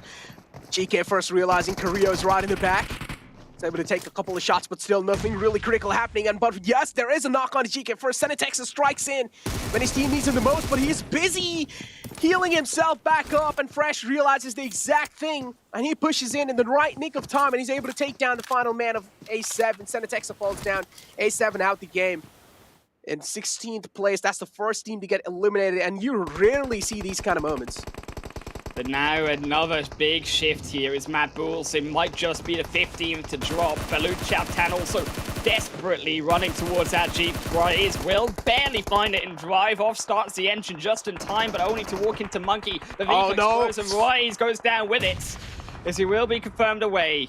Monkey, Canada's lucky stars right now is that vehicle didn't approach him to the shack. He won't have to fire just yet. Balut Chaptan going to lose another. Is also Exet Polo. Will knock down Fonan, but to the fight of S2G. Oh no, but she does definitely have the prime positioning, and now it's been getting challenged by S2G, and they're looking to take him down, but Sheik does two men short inside this fight. S2G just playing this to perfection. They're able to execute them single-handedly, one by one. And now Besiktas down to a two-man squad, if I'm not wrong. Yes, no, actually just one man alive from the side of Besiktas. And now he will have to try and play that safe game. He will have to try and play that placement points game for now. He will need to make sure that he's at least carrying all the burden on his back and providing his team with those placement points. SGG is just perfectly executing that fight, perfectly executing that push against them. But on the other hand, Aton Cardi goes down. That's a huge knock. And Aton, they're going to be having a lot of pressure surmounting on top of them. How are they going to be making it inside the zone? That's the question. Out in the open, Choco is trying to find it cover desperately. And he will probably find himself one, but still, it's not really going to be that safe for sure. Black Dragons now looking to challenge a fight. If they're able to get out on top in that fight, that can help them out quite a lot. Final man of Besiktas getting challenged by Supermassive Blaze. Finds one, finds both of them. What? Oh my god, that Uzi is definitely a shredder. Oh, the Uzi close range, that's what it can do. We talked about it on screen, baby. And Uzi, you don't mess with it when you're in amongst a 1 meter difference of those clip of that magazine. Is now Fenerbahce stepping up inside this zone. They actually got gifted in phase 4 this zone towards them alongside Besiktas, who do survive too, but it's now, can they utilize that into the kills? Team Kaiser also, can they utilize their position that he had for kills also? They've only got one. I think that this could be a big upset if Na'Vi goes down. Of course, Na'Vi's so desperate for these points. Keep in mind, they have to win this fight. Chances of them winning the fight as well are quite huge, right? If Na'Vi just tries to go in a little bit more, they will have the high ground over Team Queso. Team Queso giving up this high ground, I don't really understand the strategy. I do understand maybe a little bit they do want to make their mark inside the zone, but still they need to focus on this individual fight first. Matic with that vehicle, just trying to make an off angle, just trying to make a cheeky angle on the enemy team, just to find that opening knock, and that's going to be meaning quite a lot. Exil down quite low. Matic able to find that kill and instantly retrieve back. And he does realize because he's quite low, he needs to get back to safety and patch himself back up. But on the other hand, Team Queso now, they're under a lot of pressure. Na'Vi looking to move in with the zone. They are going to be able to confirm the kill. Meku just trying to find any kind of connections through the smoke. Was able to find a little connection on Rima, though. But it seems like just not yet. Landon, oh, lucky that nade didn't really take him out. Seconds. That'll do it. That should be it. Necro, they're going in for the push, and they have found even more. And is on the run, and so is Rema. We shouldn't give it up right now as Meku Tixi. They do have to be cautious, of course, through the smokes. It could be a bait into a nade inside the smoke cloud itself, but as none appears, Anin, there's what does he have left? I don't think he's got much, but his health bar is dropping, that's for certain, and Rema is doing his absolute same. As Rema will knock, and Anin should be next to the party, as Kitsune will leave the fight, and this is how confident Na'Vi are. And they should be. It's only one more player. And what can Anin do? He's got one tree to his name. A roll of the nades. I'll show you I see the smoke here. And on the smaller screen, you also did see STG try to wipe out the existence of Besiktas, but still that Uzi strikes in hard. It's just too powerful in those close ranges. Landon, a little peek from his side, that means the final nail will be put in the coffin. Landon now doesn't have any other choice left. Yep, he's taking a lot of damage, and he still strikes back, though. He's trying his best, but still the zone damage is a little too much. Meku being taken down, but the good side is that the damage has already been done onto Na'Vi, so them winning the game now, the chances are looking quite low. Unicorns Love, on the other hand, they've gotten the shack control, and as I mentioned, Besiktas now wiped out the existing S2G. Taking all the credits for that, Unicorns Love. 3-man strong team. That's quite a huge separation coming out, though. Fresh all by himself on the right side. Exa is the team that he needs to take care of. But J7 still pretty safe for now. On the other hand, Ghost spotting that rotation from the side of Na'Vi. Taking a couple of shots, sticks in Kitsune. Gets just... They drop out in the open. Oh no, that's not really a good kind of thing for Na'Vi over here. Kitsune being spotted. The final man will be taken out. I think he tried to stop inside of the zone, but he should have kept moving. Yeah. Tan as well, going to fall to roll kids. He just 1v breeze them, finally goes down, but Tan were too scared to help their teammates to go outside of the shack for fear of the third party Unicorns of Love. Instead, they lose another. Finally, Fresh will go down, but it's the hands of Aton. Is they will drop in 9th. And what a meanwhile, the MVP position, by the way, Monkey Mad Bulls inside of that tiny little shack that is half broken, is keeping himself alive for his placement points. I'm pretty sure as soon as the zone pretty much moves anywhere close to Monkey, he's just gonna get charged on by any team over here. The Monkey, again, I would still say he has a lot of threat lingering on his head. H2G from the back. Oh, that's a huge knock. And he was a man of Fenerbahce, the final man, just to try and grief H2G's game. And now the zone's also dealing a lot of damage on the man of H2G. Should be able to get the rats back up, but still, we talk about the 2-2 split. It's quite brilliant from the side of H2G. Always trying to provide that backup fire. Yup. They have also gone in quite a good position. They're also inside the zone. The next zone, they're looking quite safe for now. On the other hand, Knights taking a lot of damage, not really able to withstand it. And Choco, I do like the spread coming in from the side of Knights as well, but the problem is if one man gets taken down, they're not going to be able to get the res back up. But Monkey, as we said, he's got that zone gifted to him. I think that the problem is all of these teams, they can't push on to Monkey, and Monkey can just sit there and wait. Unless a nade hits him, he's quite happily going to be able to survive into the next team falling, because Knights, they're occupied with a fight versus S2G, and nades go either way, but it lands onto no one. Xenox cooks a second, his half HP needs to move because Coops is bleeding out in front of him. Oh no, the buggy as well. is almost on flames. If it blows up, it's gonna take them both out. No, should have parked the buggy a little bit on the other side. Maybe that could have helped them from that explosion. A little bit of rookie mistakes on the side of Knights, but again, I don't really blame them. This is a lot of pressure to deal with. Sometimes even the best of the best do crumble down. Problem is where? Why do Knights go? I mean, you look man. at Chico right on the outside. Yes, they've got a brilliant flank side, but they don't utilize it. They just drop easy peasy to S2G. They had to move. There's nowhere to go. But the rooftop now, very bold through from Kalse, but such a position could work out if they can be utilized. But we saw something like this before with S2G, where it's actually Besiktas who stole the game off of this. It punished that type of position exactly.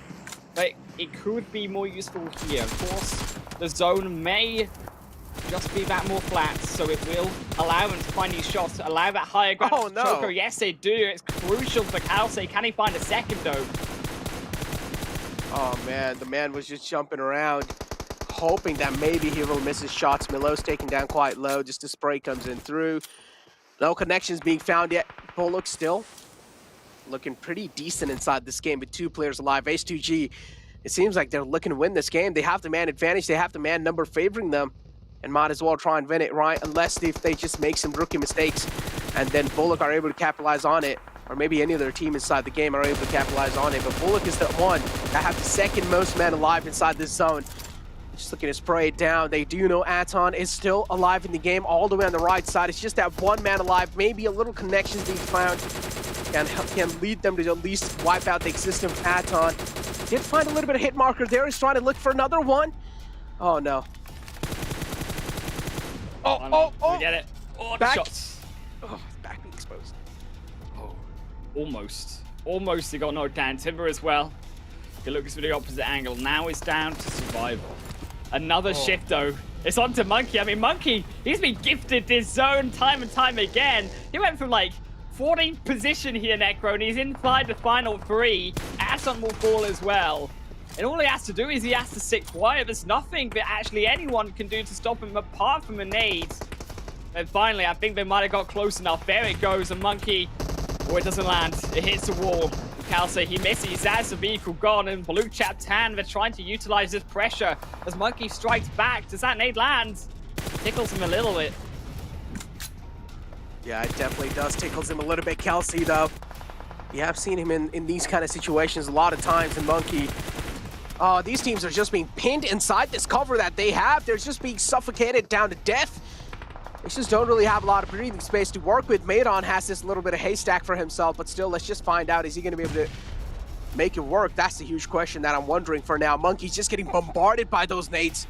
One little nade connection and Monkey, that's just going to be it. That's going to be sealing the deal on the Mad Bulls. But gotta say, Mad Bulls did look quite sad in the start, but until now, they have been able to stay alive, and that's quite a huge thing. Monkey single-handedly carrying his team for those placement points, and gotta give props to that man. Final man being spotted from Bullock, and now S2G just realizes it's just that one last man alive. It's an easy-peasy game. A massive game. It'll confirm out their 17th kill of the match here, Necro. And oh my God, such a huge opportunity, quite frankly, for S2G. They needed these points coming in. We've not seen a game like this since week 1. Where was this in game number 2? Week number 2, should I say, not there. And now, coming into week 3, this is the S2G that we know. This is the type of S2G that scored that 200 plus points in that first super weekend, and I'm glad to see them back. I mean, such beautiful control in the way that they handle that final zone. Man, gotta say, that contestation from the side of S2G onto Besiktas, if you remember. Besiktas had the prime positioning inside the zone, right?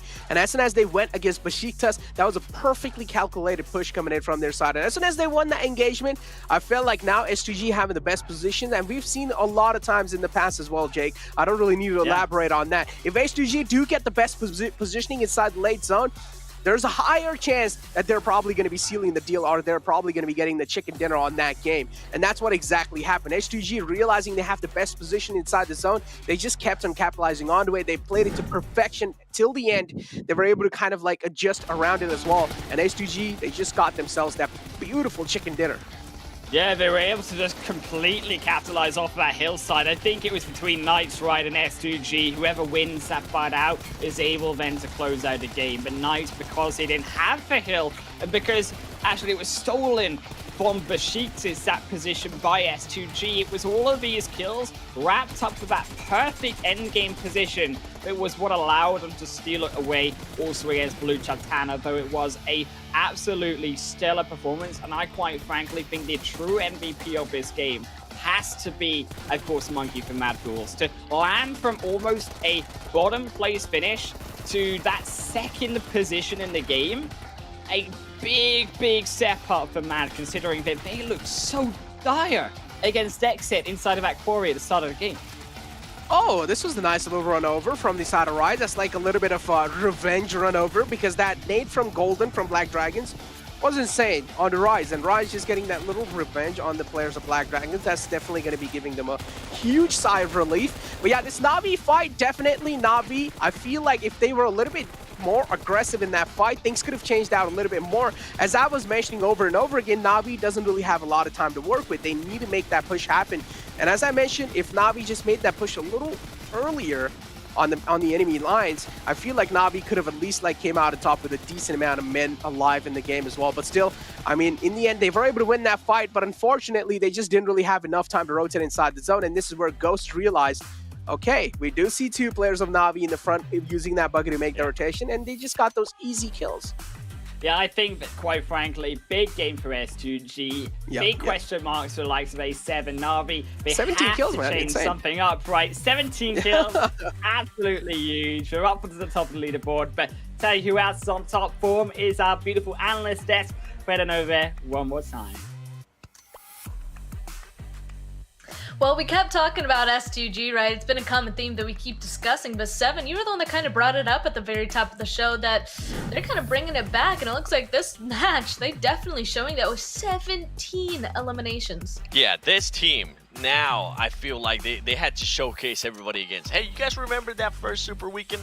Remember what we did? Well, here's a little small taste. Now we're starting to kind of slow down on our risky, crazy plays, on our more adventurous gaming style, and they're going back to what they were able to do in the first Super Weekend. I'm not surprised, Glitter. We've been talking about this for a minute. I am surprised, though, to see Alpha 7 there with 0 points. And I feel like, in a way, Glitter, Alpha 7 might be doing the same thing SG has been doing for the past 2 weeks. Right, and I mean, we kind of saw glimpses of that yesterday with like this crazy aggression that didn't really have rhyme or reason coming out of them for pretty much the entire day yesterday. So I'm not too worried or surprised by Alpha 7's performance right now. Silas here with the MVP. I mean, we heard the analyst or the caster saying that it should have gone to Mad Bulls because of the ability to snake and stay alive to get all those extra placement points. However, Silas here with 864 damage, 4 elims, 23% of that team contribution going to Silas. I mean, S2G, we've been waiting for this, right? We literally have said it time and time again.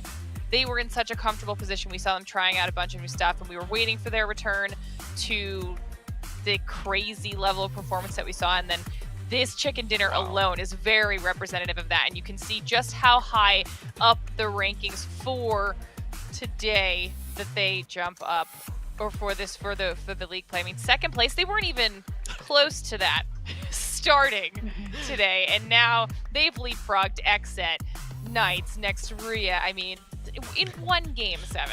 Before that match, they had literally 30 points. They were somewhere over here on this second page. So it's crazy what one match can actually do here during Week of League play. Something I also wanted to mention there that I was able to see on that first page is Blue Chapter has now put themselves with 43 points. So I think more than likely that team is going to be able to make it to the Super Weekend, which leads me to some of the other teams that are still kind of towards that, not really in the top 16, you know, that are going to be looking to maybe be at risk of not making it on the Super Weekend. I'm looking at Rice Esports, I'm looking at Ghost Gaming, Atan Esports. We've been talking about it and we're going to continue to talk about it. This is a team that cannot afford to miss a Super Weekend. This is a team that needs to make it to the Super Weekend. If not, they're going to be pretty much biting the nails come Sunday, not knowing if they're going to be able to make it to the finals or not. And you don't want to put yourself in that position. And then with Na'Vi has been able to improve a lot in regards to points. I mean, yesterday they were only able to get 1 point. Today, so far, they've been able to get 11 points, which is an improvement. So I am going to be looking to see as we get here later on, span of this matches, if anybody's going to try to hunt down Navi. Hopefully, we'll see. We'll have to see, especially because this next match is going to have the same teams in it. So it's possible, you know, kind of getting used to this match, maybe able to go on ahead and be a little bit more aggressive in the next one. See if they can find that treasure. Oh, wait, speaking of treasure, remember guys, it is a PMGC exclusive. You can get a treasure box in the PUBG Mobile Esports Center. All you have to do is watch PMGC live on YouTube or in the in-game Esports Center, get that PMGC token and redeem it, of course, to get the PMGC permanent items. Also, just a quick reminder as well, if you click the rewards button beside the live stream title, you can go on ahead and link your YouTube account with your PUBG Mobile account to go on ahead and get even more PUBG Mobile tokens, PMGC tokens. So a lot of stuff to be able to go on ahead and get rewarded for. A lot of stuff. Also, comes up our next question. You guys already answered our first one. Let's go ahead and ask another. Now, which team can surprise everyone in the Super Weekend? You already answered which teams you're hoping to qualify. Now, what team can go on ahead and surprise everyone coming into this Super Weekend? I do think that definitely just touching on a bunch of the teams that are kind of towards the lower end right now would be quite interesting. But you guys can go ahead and answer that in the chat. Otherwise, we're going to go on ahead and throw into a little bit of a break because we have our next match coming up really soon. We'll see you guys shortly. Dismantle like that, Na'Vi. Oh, that nade was quite close, but Matic still able to get there. Oh my god. Some type of consistent points. Tron! 16, but Tron, talk about a team looking for...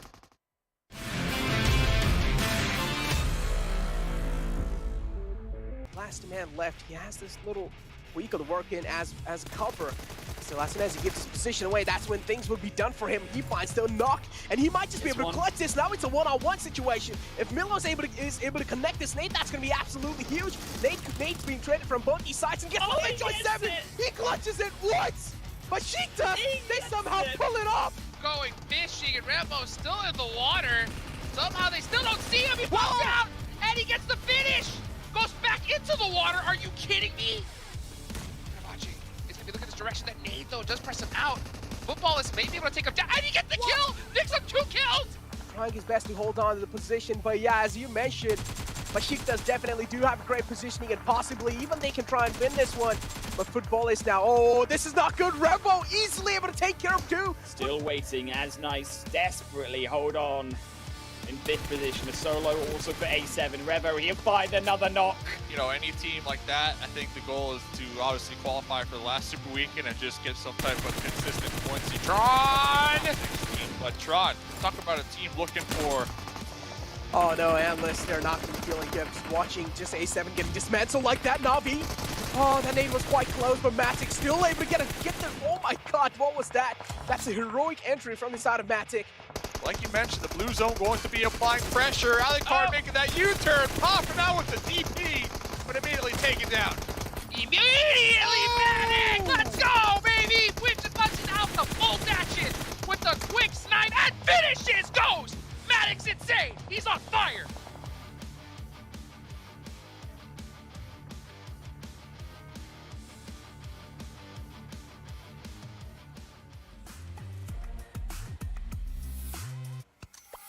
Welcome back to PMGC West Day 2, about to be going into our 3rd match on Miramar once again. We already had 2 games go by, about to head into the 3rd, and 7 glitter. I mean, so far these matches have pretty nice. We haven't seen any of those quote-unquote shenanigans that we keep talking about, or any of those plays to potentially go ahead and purposely keep another team out. At this point, though, we already kind of talked about it. It's going to be the same teams going at it once again. The stakes are kind of higher of that happening. I think more than likely we're gonna start seeing some teams gonna start hunting each other down. At least I hope. If we don't see any, I'm gonna be fine with it. One thing that I have enjoyed today so far, Glitter, is that all the teams that needed to step up have stepped it up in a big way, and they're kind of setting themselves currently to be able to make it to that Super Weekend. Yeah, I think it's going to be interesting to see. Mostly at this point, it's really Atan that really needs to continue getting those points, putting themselves in a solid spot. But you can see the head-to-head here with Silas and Rip 7. All right, we've got 864 damage versus 610, 4, 6, and 4 elims. I mean, 2 S2G players up there in the head-to-heads. Not surprising with the type of performance that we just saw in that previous match. Most rescues here. Still get an S2G member up here because they were in so many fights. They were bound to get knocked every once in a while and have to get their players up. But the Baluk Chop Time, you've talked about them a couple times now, Seven. It seems like they've finally found a rhythm where they've put themselves in a pretty safe position for this Super Weekend. Yes, they have, and I love seeing Leon there because that man had. If you didn't see what happened yesterday, I highly just go watch his highlight play because it was absolutely disgusting. But yeah, Baluk Chatan has been able to step it up in a big way. They've been able to secure those placement points. They have played a little bit aggressive when they need to as well. I'm loving what I've seen out of that team, and hopefully they'll be able to make it to the Super Weekend, which more than likely they will. Another way to be able to go on ahead and step up your performance is, of course, with the wonderful OnePlus 9 and 9 Pro. It has flagship performance, an immersive 120Hz display, and hyper-touch technology made specifically for gamers. OnePlus 9 and 9 Pro are your best shot to go and climb that leaderboard. So you guys are talking about these teams. We're about to be going into the third match. Would you say that that's the team you guys are putting your bet on, or are you guys going to go on ahead and choose somebody else? I'm just going to go first because I haven't been able to do that just yet. I'm actually going to go on ahead and choose Rise, because in my opinion, we got to see more of them. I mean, we did end up being able to see Rise and Alpha 7 be able to kind of duke it out yesterday, but otherwise, got to see them rise a little bit more. So that's why I chose them. 7, you want to go next? Okay, I'm going to go ahead and keep on double dipping, triple dipping, whatever you want to call it. You're not supposed to do this, but I'm going to do it anyways. Team Queso, that's who I'm going with. Listen, if you guys haven't been able to tell, I really want this team to at least be able to make it to one Super Weekend, okay? I would love to continue seeing Team Queso in PUBG Mobile Esports. You know, if you keep picking them, 7, eventually they will win. And then eventually you will be right, okay? It's math, okay? Simple numbers. And I used a little bit of math in my selection as well because I'm hoping, since they were able to stay alive in this last match, and we're moving to Miramar, which is where they have their only chicken dinner, Mad Bulls, okay? I want another chicken dinner out of Mad Bulls, and we're going to see how that goes. You're going with the snakes? You're going with the snaky snakes? Uh-huh. Okay. I mean, they have to make it into this next Super Weekend, so we'll see. We'll see. They have to go on ahead and get some sort of high amount of points. Could be a chicken dinner. We'll have to wait and see. Same with all these teams. Let's see if they're going to be able to kind of pull it off in this next one. Because again, Miramar, last Miramar, I don't know if I noticed anything interesting to keep an eye on this next one, but did you guys? No, nothing crazy. I mean, it was just mostly rotation, some teams being able to actually secure those LMs, putting themselves into position, nothing in the likes of like crazy hot drops of stuff that we're kind of used to seeing. So I'm wondering if teams are starting to slow down a little bit. Oh, glitter. Don't put that juju out there because I'm for it too. I mean, I wasn't here for that island finish that you guys got, but I want some island boys too. Come on now. Oh man, it could be. That'd be sick. That would be amazing if we ended up getting a zone like that. Maybe instead of the islands over to the east, maybe the ones to the south. Let's go ahead and just watch and wait and see what's gonna happen, because we're gonna go ahead and toss it over into Miramar once again for the second time. Let's see how these teams are gonna be able to handle it. Sending it over to our casters on Miramar. Let's go, ladies and gentlemen. Heading back over to Miramar. Watch the ocean, dude, in Spanish. And my eyes are all on Pecado, dude. Sin City. Mustache Dave, bro. We're coming into this game, and this is a big one, brother. This is a big one. We got some squads. We're here. We're here to talk about it. Super Weekend. We're talking about it, bro. We're talking about what? Team Queso. We're talking about X set, trying to ref that set. We're talking about 2 teams that have yet to play in a Super Weekend. So there's a lot to talk about. There's a lot to follow along with, because everybody, we just saw that previous desk. 7 looking for a Team Queso win here so they could play in the last Super Weekend. Bro, I want to see it as well. I mean, what has Team Queso been doing? I can't believe that they've already... I mean, I'm already shocked in the first place that they have missed 2 Super Weekends. To me, I'm like mind blown. And the fact that they're still in trouble here blows my mind. I mean, what has happened with this squad. Gabe, what do you think? What's wrong? Well, what I know was the just difference talking to them that they're looking to play smart here and just try to get any type of points possible to make it into the Super Weekend. And look at this, dude. Talk about the two teams that really need to avoid each other like ice cream on a hot summer day. Xset and Team Queso. Man, getting into a fight real early on this game, this brings a tear to my eye. Then on top of that, Kill Switch, not even with the squad right here. Oh, and okay, no, Jay is nearby. Okay, but Sun HP from Besiktas. Oh, Ray! Oh, it's the musical chairs, baby. Reyes spinning around. What is he gonna catch? I mean, what is he gonna go for? Oh, he actually tried to juke him out of the rock. Nope. At some point, he's gotta give this up, dude. That rock's OP. I want to see that. Hopefully, hey, please. There's so much going on. Yeah, record that, please. I want to see that in the highlights.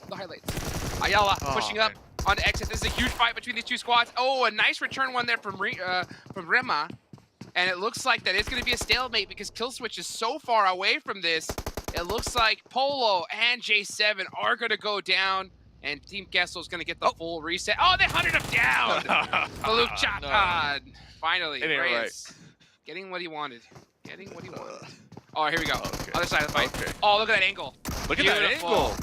From the window. To the wall. To the wall. Sun HP didn't even see that one coming.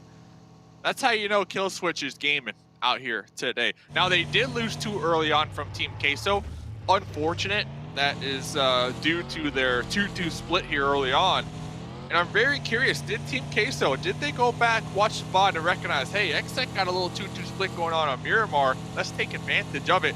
And this is a story that we were kind of chatting about, I remember last week, when we're talking about teams who are looking to really qualify, who need to tighten up and maybe change it up a little bit here on that early game drop and not be so predictable here, Hot Jukes. I don't know.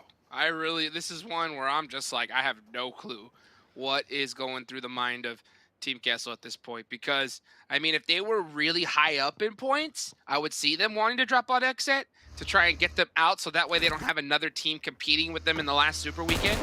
But they're behind Xset, like, tremendously. Oh, nice shots from Elion. Oh, gets both of them. Wow. Madbull's getting clapped off the vehicle. Elliot's so quick with that M249. I love to see those kind of shots come out. Back to the Team Kessel point, though. You know, yeah.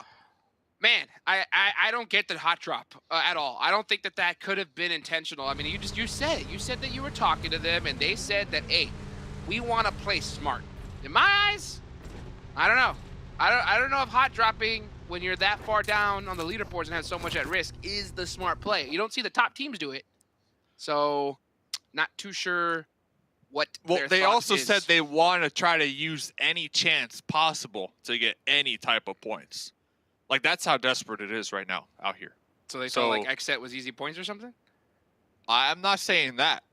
You Maybe talked to the them. chat saying that. Oh. Yeah. But I'm just telling you what they said, that they're looking to take advantage and try to get any type of points. So to me, that's like pulling out the back of the book. We talk about the playbook a lot here. We talk about the first couple pages.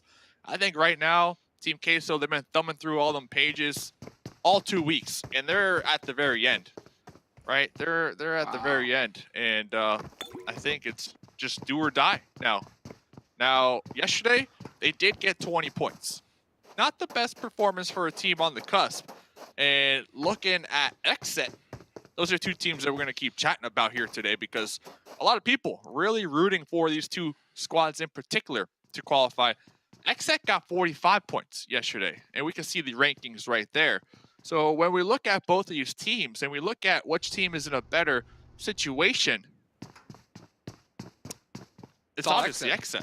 Yeah, it's obviously Xset. Gotta be. Even though they lost 2 early on.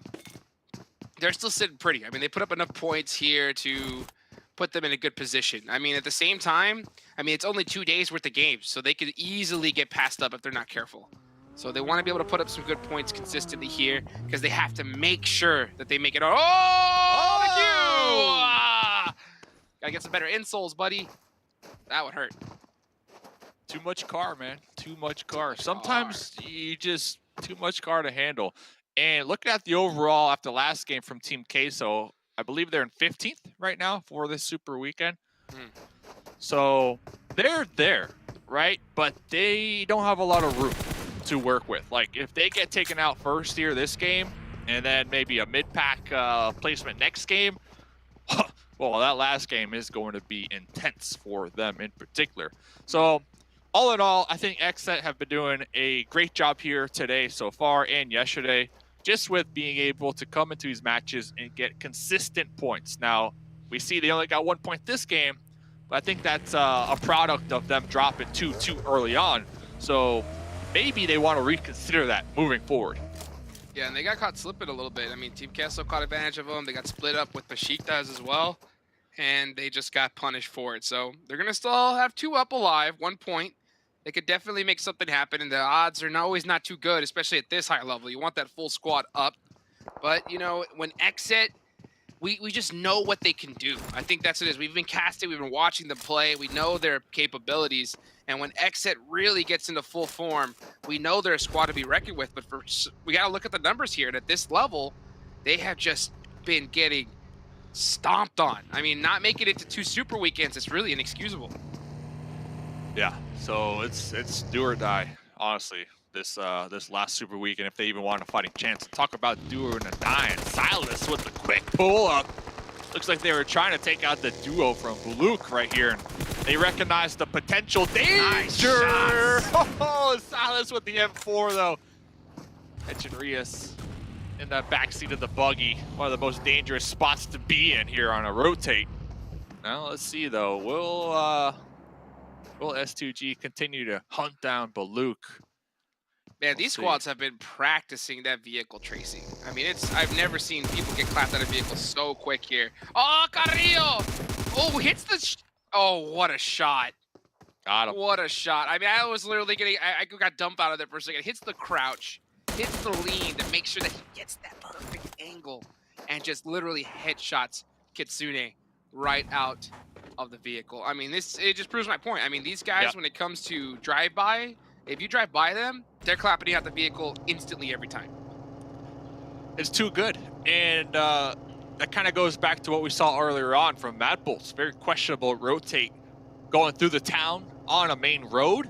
Yep. You know, it just opens you up to getting sprayed down upon. And then on top of that was with an M249. So talk about a vehicle exploder right there. Now Mad Bulls, another team down to just 2 off of their early game rotate. That's why we see teams, they tend to stay off those roads, right? They tend to veer off the path, the easiest pathway on their rotates, and they take these vehicles out there in the mountains. And yeah, you know, we kind of laugh at it here and there, like if they flop the car, but it's for a good reason, right? You got to take those paths that can secure your safety, especially here on Miramar. You never know who might be on the opposite end of that hill. And well, popping back over here with Luke, talking about vehicle rotates. Wow, this buggy's smoking. Fernan, you know, getting ready to get on that rotation. Pulling up, getting ready. And when it comes to the rest of the squad so far, when I look at the I'm looking at the map right now. I know you got Matic trying to race. Oh, guy needs that. He needs to put that thing in 4-wheel drive, Dave. Dude's out here changing a tire or something. Real quick, before the action erupts, and I know you're kind of going with the point, but I wanted to bring this up early on because you were talking about the numbers. I was looking at the numbers. I believe this is from the entirety. Games played, 53 games played. Last game we saw them. Coops from the Knights. First place with 99 kills, 21k damage out of 53 games played. Almost at that 100 mark. Right behind them, Xenox with 88 kills. So that duo still showing up here at the top when we're talking damage and elim points. Any thoughts with that? Are you surprised, Hot Jukes? What's your thoughts with that, man? I just laid some knowledge on you. Man, I mean, that's what I'm talking about. I mean, to be able to see that person get that kind of work done, it's just incredible. It really is. I mean, we see so many different players that are kind of pushing themselves out to be that superstar player. You know who I'm talking about, right, Dave? And when you see performances consistent with that type of play style, you're gonna see some great games here. You're gonna see some great games, Dave. I'm talking about Coops. That's who I was talking about. 99 Absolutely. kills. I mean, 99 kills is ridiculous. It really is. 53 games. I mean, over 53 games, 99 kills. That's, let me do some quick math in my head. That's 2 kills a game. Pretty solid. That's a player I want on my team. That's a positive KD right there. Yeah. I'll take that to the bank all day long. I mean, that's honestly ridiculous. What a shot there. Yeah, Quick one. what were you saying? No, I didn't mean I mean, that is a ridiculous feat to accomplish. I mean, to have a positive KD in this kind of lobby, it's crazy. I mean, we see some of the top players be able to do so, but I mean, this is a battle royale. I mean, it's not a position where you can just respawn and come back. Once you get taken out, you're done. So Coops has just constantly proven to be a player that can always show up for his team. And I think there's a lot of other teams in North America, at least from the North American side, that need to have that superstar player rise up. When it comes to Xset, I'm looking at Kill Switch. You know, Polo, he's been pretty consistent overall, you know, but I think when Polo steps up to another level and Kill Switch gets on point and they start feeling themselves, Xset's a squad to be reckoned with. But I think we've been yet to see that so far in this tournament. I'm waiting for it.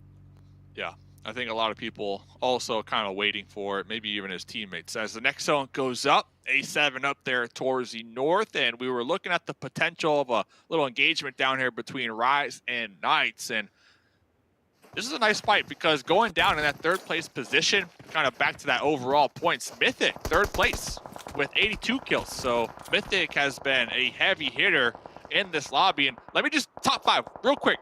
Go ahead. Soke and Lutz, 4 and 5. That's a surprise. But let's look at this fight. Coops out here prone, trying to toss some grenades, looking to pull back just a little bit. Looks like Rise are looking to take this fight. Here they go, Rise. Trying to get some angles here. They look to be pretty split up. Mythic in a 1v1 situation. He's in that shimmy. He's going to actually win that. The Knights are so split up that even with that knock, I don't think they're going to be able to support Coops here. So Coops is in the front line. If he wants to be able to get this revenge, he's going to have to really press up and do something magical on his own, because the rest of his team is just way too far out. Now they finally start coming, but it may be just a little bit too late. Rise is going to get this full reset off. Yeah. Oh, Xenox, though, that off angle. Beautiful. That's huge.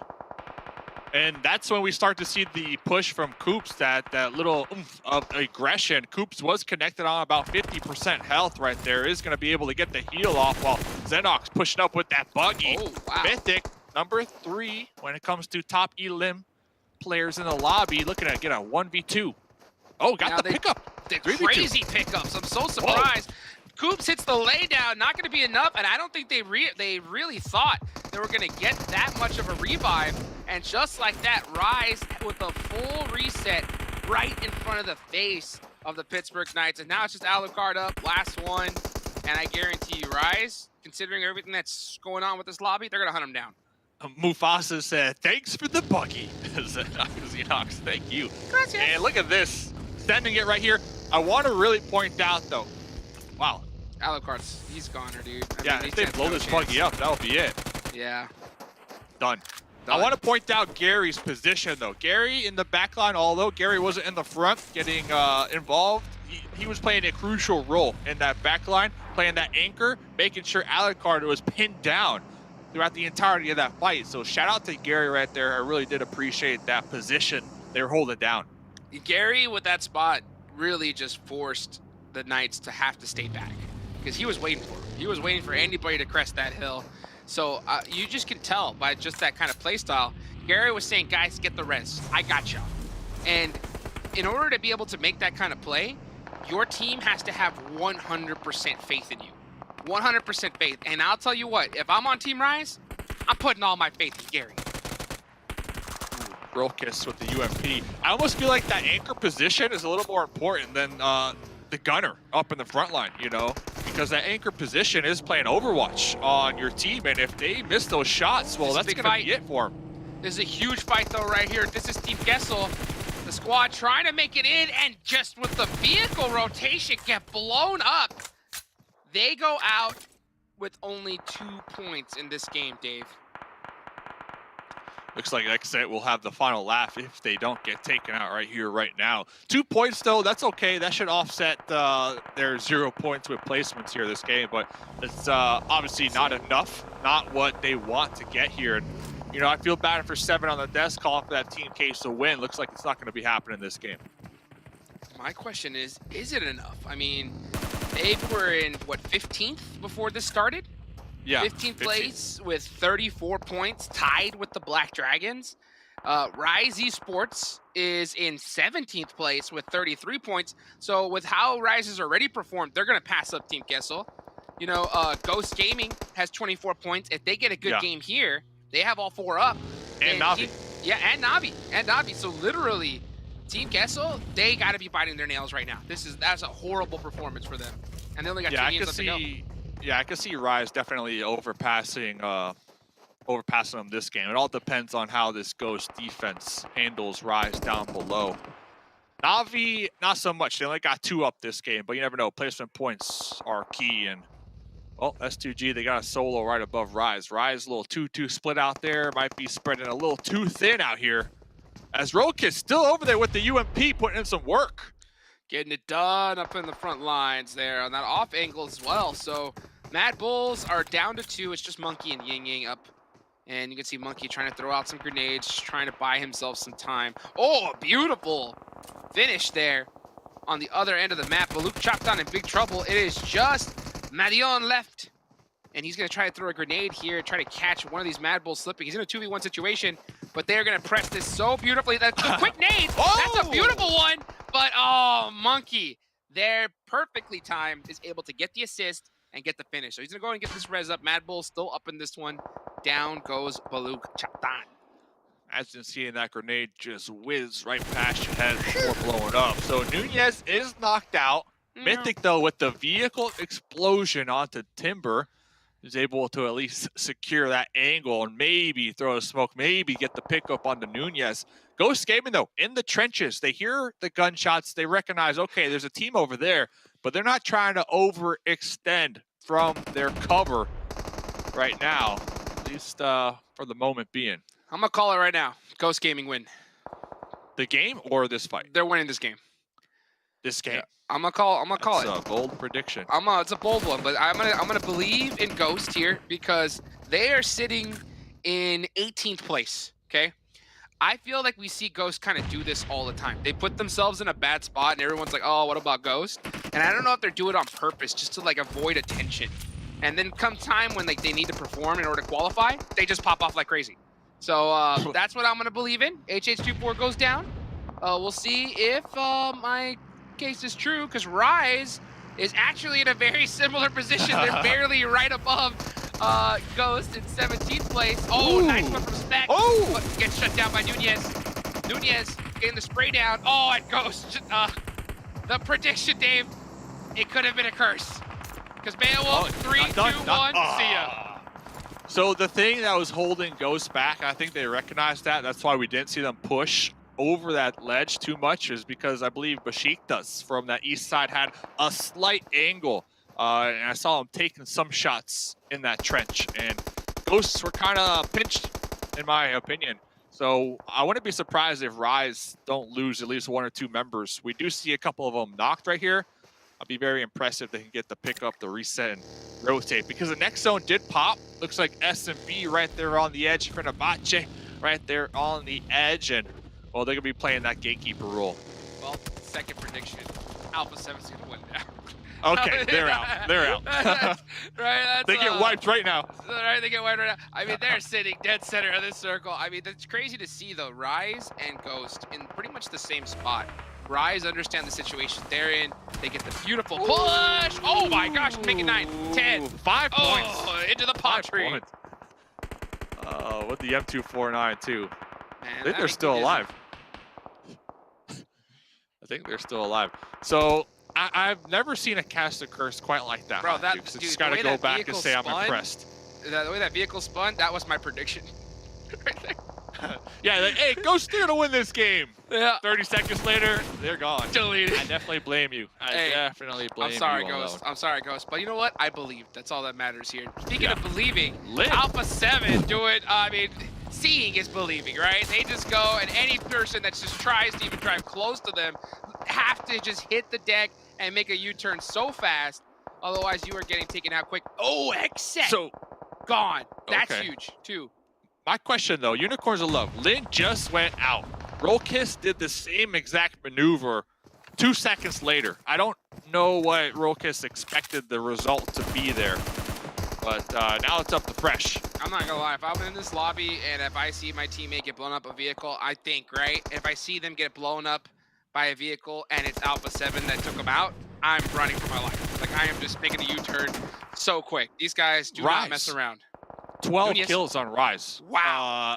They're definitely going to be overtaking Team Queso, for You sure. see, my prediction was on Ghost, but maybe it was Rise. Nunez, because they were right next to each other on the leaderboards. Maybe that's where I got that little feeling from. Nunez is in a good spot here on this edge. Look at that. Getting a beautiful laydown spray, and he is just causing havoc right now. Looking to pick up some more points. He should get those confirms. That's way more important here. But he's going for position. Full sends it out. Senatexa gets them done and dusted. I would have loved to see him go for those finishes there on that right side. Yeah. I think that would have been huge. It would have been 15 kills, and that would have been equivalent to a chicken dinner. But Crazy. 13 kill points, 11 points, that's still a little more than what a second place finish will get you. So rising up here this game on Miramar. Now SMB, little 3 split. See how they have to maneuver down here because the next zone did pop, and Hotchooks, you might have been wrong on your first prediction, but A7, dead center. Dead center. This is when they're at their deadliest, to be honest. Like, if there's any team you don't want to get circle blessed, I think it's Alpha 7, because these guys can shoot, and they do not mess around. They're going to play this hyper-aggressive and make it so tough for anybody to make a move here. Now, the good thing for these other teams is that there's a lot of buildings here, a lot of terrain that you can be able to kind of try to push up into. The problem is that you got Alpha 7. If you try to cross that street, even though you think it's a 1 second drive across, they're popping you out that vehicle. That's how quick. Definitely a bait. You do not want to rotate using that street. Miku from Navi still alive too, carrying the torch out here. Navi Monkey definitely need the placement points. Here's the big thing though, with Mad Bulls, Monkey in the position he's in the best spot here because Alpha 7 is completely surrounding him. So literally Monkey, all he has to do is chill and just let Alpha 7 do all the work, and I guarantee you Monkey gets second place. We'll see. Been making a lot of bold predictions here. SMB, they got Tron running downhill in the smokes. Ooh, I see one of the squad mates from A7 have been knocked, but it looks like they are attempting to get the pickup. Senatexa, I'm with you. I'm really curious to see how Senatexa can hold down that off angle. Bop is over here. Yeah, talk about the lasers out here. Carrillo with the 1-tap. This is what they do. I mean, literally, when they get this kind of circles, they're going to make it so difficult for every player to even try to do it. You can see McHugh full sending it for 1 second, instantly taken out from Carrillo. Dud and dusted. There goes Navi, eliminated in 5th place. 4 teams remaining. Besiktas, Jesse, stuck in the heel strat. Savian as well in the blue zone. Can't move a muscle. You cannot move when Alpha 7 is there just waiting for you. And look at Monkey. Still. Big chillin'. Still, just trucking along here. Blue zone. Navi, Papa 5th blue. place, what is that, 6 points? So that's still a really good performance, especially looking at teams that were ahead of them, like Team Queso. Rise definitely going to be breaching that top 16 here this game alone. Blue. But Oh my this looks like an A7 win. I mean, look at that. Supermassive plays. You realize I'm not even getting across this at all. Monkey's got a grenade here. That could make a play there. Oh, he did himself! Literally, Alpha 7 had the zone, and every single player in the lobby just said, you know what? Let's not give him points. Let's just go out the blue. Wow. Okay. A7. A7. Are we surprised? So A7 coming out on top. Yesterday they had a pretty solid day. They finished with 43 total points. Today they're just racking up those points even more. Now the objective for league play, Jukes, just in case people are now tuning in, top 16, right? That's the goal. You had yesterday, and then they got the rest of today. Top 16, make it to Super Weekend number 3. And then after Super Weekend number 3, top 16 go to finals. So we're at the end of this marathon. A7, I feel like they're just warming up though, Hot Jukes, in all honesty. I mean, literally, when they get that kind of position, that kind of circle blessing, they're going to just pop off every single time. I mean, literally, teams couldn't move. They couldn't make a muscle. They couldn't try to drive or do anything crazy. They see the smoke plays, and they're just shooting you through the smoke every single time. Crazy to see. Highlights coming up here. Let's take a look at that last match. There was a couple that I wanted to see, Dave. Let's see if we can catch it there. Look at that. That nice little spray out from Elliot was really nice. I mean, this was Miramar, vehicle rotations, so difficult at this high level. Yeah, I'm trying to check here. I think which groups? I need to double check on the break. I need to double check how many more games Extent have and how many more games Team Queso have. I know Team Queso took off 2 matches yesterday. So we'll definitely keep everybody updated on the round robin, changing out the group situation, because we only got, what, 2 more games to go? I really think this previous game, at least for Rise, was a big one, and it might have even been that ticket, right, that punched them in to playing in Super Weekend number 3, Hot Chicks. I mean, just a crazy performance there, and it's the time that they needed it as well. So, you know, there's only 2 more matches left today, and if you're not in that top 16, for some people, it's over. Like, their whole tournament is done. So they have to clap, they have to pop off in this next 2 matches, and I mean, yep. All I'm hoping, though, is if you're one of these teams right now, you're just on your knees and you're looking up at the sky and you're saying, please do not give Alpha 7 the zone. Papa Blue, be nice to us for once, because honestly, if they do get that final circle, I think we're going to see just what happened last game every single time. 2 more games to go. Ladies and gentlemen, let's send it on over to the analyst. I was getting some whiplash in that match there. I mean, first it was Ghost, and then Jukes was like, nah, it's 7. He was like, I was 7 the whole time. It's like, what? Which is it, Jukes? No, I was kidding. But it looks like A7 is going to go ahead and take that away once again. 7, you were holding up some fingers, so you can go on ahead and talk about A7. Yeah, I mean, this is kind of what we expected to see out of Alpha 7, right? Especially after we called them out for doing what SGG has been doing. They were like, you know what? We'll show you some SGG stuff. And they come out, put up 10 elims, get the chicken dinner. I mean, this is just pretty much textbook A7 right here, Glitter. Yeah, I mean, I even had said we saw their aggression like twofold yesterday, and it's something they're obviously comfortable with, but now they just bring it back again.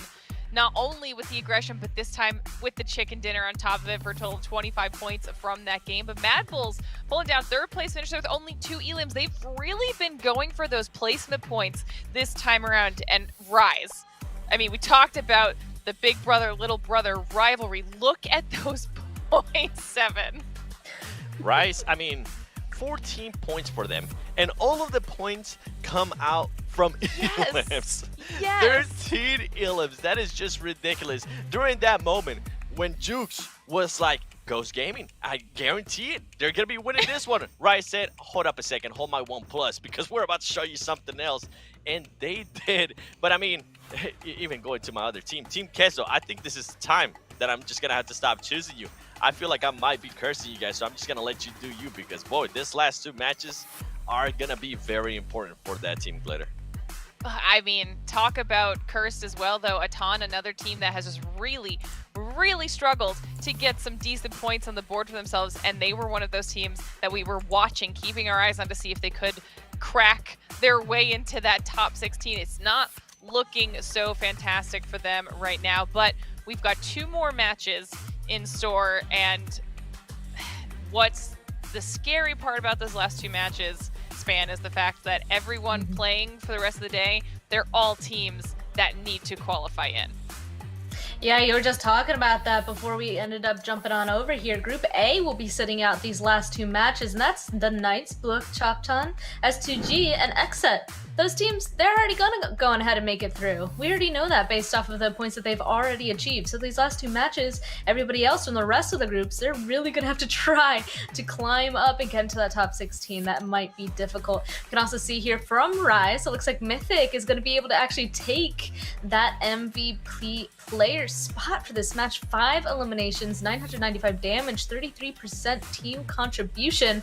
I mean, Rise, they were just on fire in this moment. They were able to just absolutely run over everybody that they end up getting in a fight in with 7. Yeah, this is good for Rise. I mean, we always talk about Rise being able to step it up in Sandhawk. They were like, you know what? It's time we are able to step it up aggressively in other matches too. And if Miramar is going to be one of them, even better for this team. They're going to be able to take advantage a little bit more of that final match as well. I think they're going to be playing. And going into the Super Weekend, which they're definitely going to make, it would be interesting to not just be counting them for Sandhawk. It'll be great for counting them also for Miramar when it comes to aggressiveness. We do see Alpha 7 jumping up to that second place, 68 points, looking good. But all of this here, honestly, for everybody watching at home, they pretty much made it to the Super Weekend. What really matters, it's what's on the second page. Because boy, let me tell you, it is going to be a spicy 2 last games. A lot of people are going to end up with no nails, including me, because I cannot wait to see what's going to be happening. Glitter, 16th and 17th place, only separated by 1 point, and they're all going to be playing in this next 2 matches.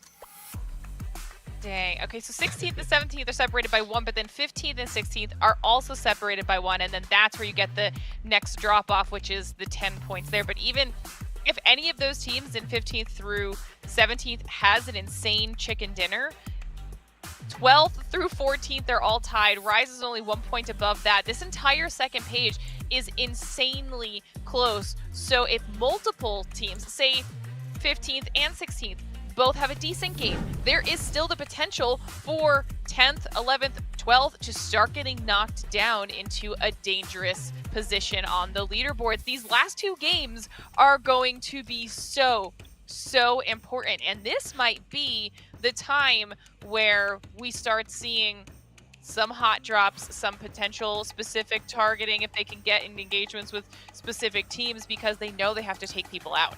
I'm so glad you said that. You're going to be looking closely at Baluk Chapdan because they're currently sitting with 46 points, and you know they're done with all their matches. So they're going to be just staring at the screen, hoping that those scores come in and nobody passes them. Oh man, I kind of feel bad for them, but hey, at least they got themselves 46 points this time around.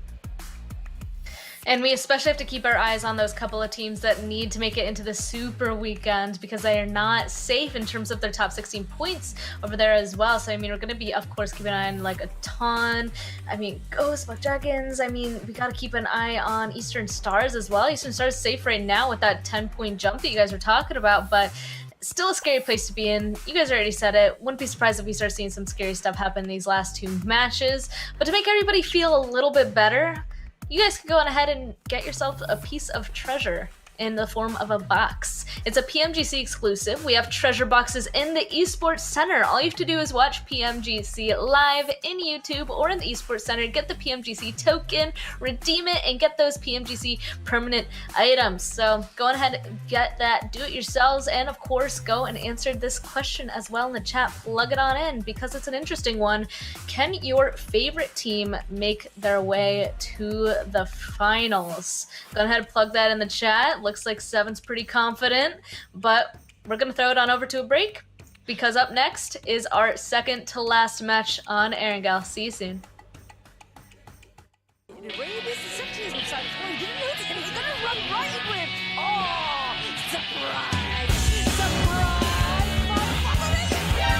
NANI?!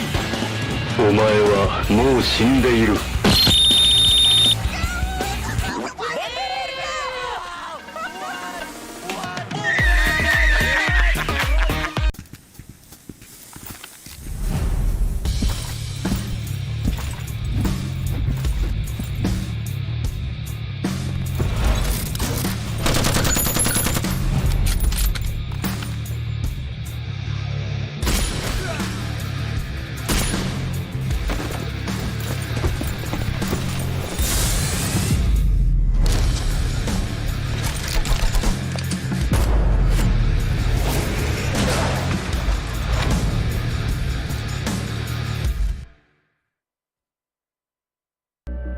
I saw the first light, the first steps.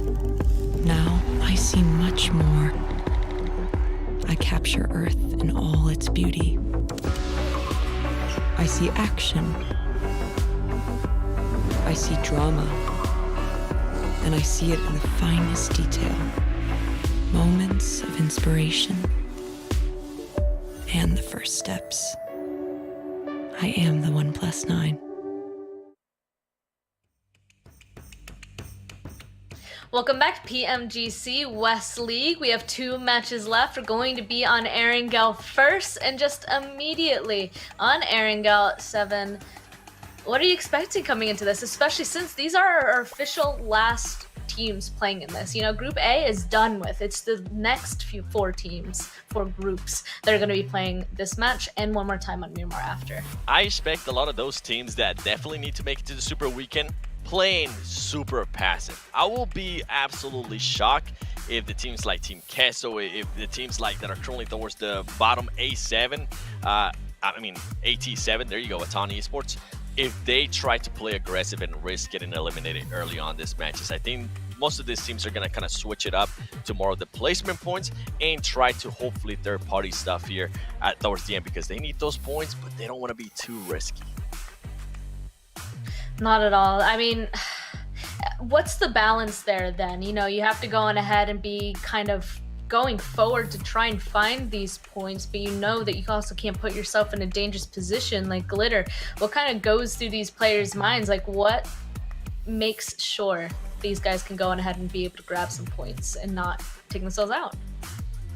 I mean, at this point, with how many matches they've all played against each other, they at least should have an idea of who lands where around them, who they could potentially run into on rotations if they go one direction versus another.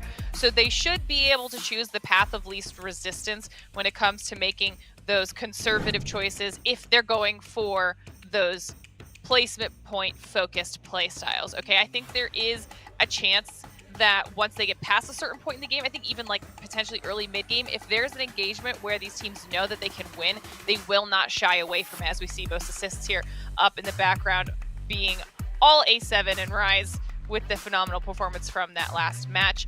But I do agree, I think they'll play a little bit more passively. However, I don't think it's going to be fully passive. There is going to be squads that know that they don't want to be on that bubble in the last match, because that's too much pressure on one final game, so that if they can do something in this match to secure a few more points and a little bit more safety, then they'll definitely do it here.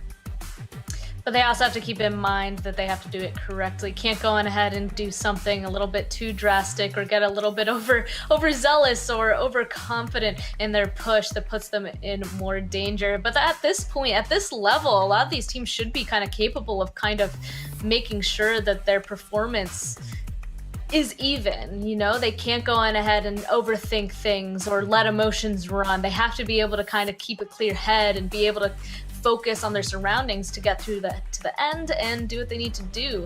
It's just, man, 7, what are the odds, you know, that they're going to go on ahead and potentially not do so well? You know what? Let's talk about predictions first. All right, look. This is an interesting one. As I said, I've been picking Team Queso. I think it's time for me to stop double dipping, triple dipping. I actually asked YouTube chat, though, everybody that's getting those rewards in YouTube, I asked them, who should I pick for the next one? And somebody that goes by the name of I Kill Cenox and Coops in Boot Camp told me Alpha 7. So for this one, I'm going to be going with Alpha 7. And if I get it wrong, I'm going to time you out. So watch out. Okay, well that's a team that should definitely be confident with all their moves. So there you go. Looks like 7 is confident in himself. Glitter, if you want to go ahead and put your prediction out. Listen, I just went with footballs, okay? They're one of those teams that are in that bubble area, and I feel like they will make a push here in this game to at least put themselves into a much safer spot at the end of this. Okay, I'm choosing Eastern Stars because they're another team that definitely needs to go on ahead and be making it into this next Super Weekend. So we got to see a big performance come out of them. Right now, a little bit too low on that leaderboard for comfort. So I'm going to choose them. And this is Erangel, so we'll be able to see them really be able to duke it out to grab those points for themselves. Any last thoughts, though, before we want to get into this, specifically with the conversation we were having with earlier 7 about the mentality in these teams' performance? I'm just going to be super intrigued at what Team Queso is going to be doing, at what Navi is going to be doing as well. By the way, in that previous Erangel that we played with Alpha 7 and Navi, I don't know if people might have not noticed this, but Navi actually ended up landing in a different place. They didn't decide to land in the exact same spot. They went a little bit south of George, so it's going to be interesting what they do here in this next one. Okay, well, let's just jump right on into it. See what's going to be happening on this Erangel match. Hot Jukes and Mustache Dave are going to be taking it over. Thank you so much, Span Cargo. Here we go, everybody. Match number 4. This is a really big one for so many squads. Dave, you did the math, right? You did the research. How many games are left? How many? Two games. Okay, good. Thank you. Second after that, who's sitting down the next one? Group A. So right now, Group A is sitting out both matches. So that's the Knights, Buluk, S2G, and XSET.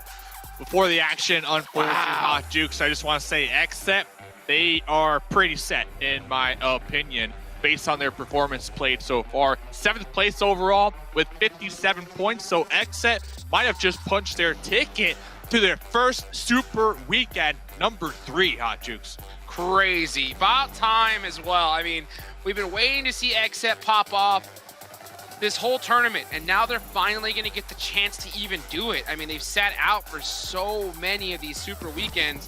Finally, you know, most likely making it into the last one. I mean, we still don't know yet, right? But predictions, probably we're allowed, you know, to pretty much use our good math skills, and it's likely. But at the same time, teams know exactly how many points they need in order to pass them up.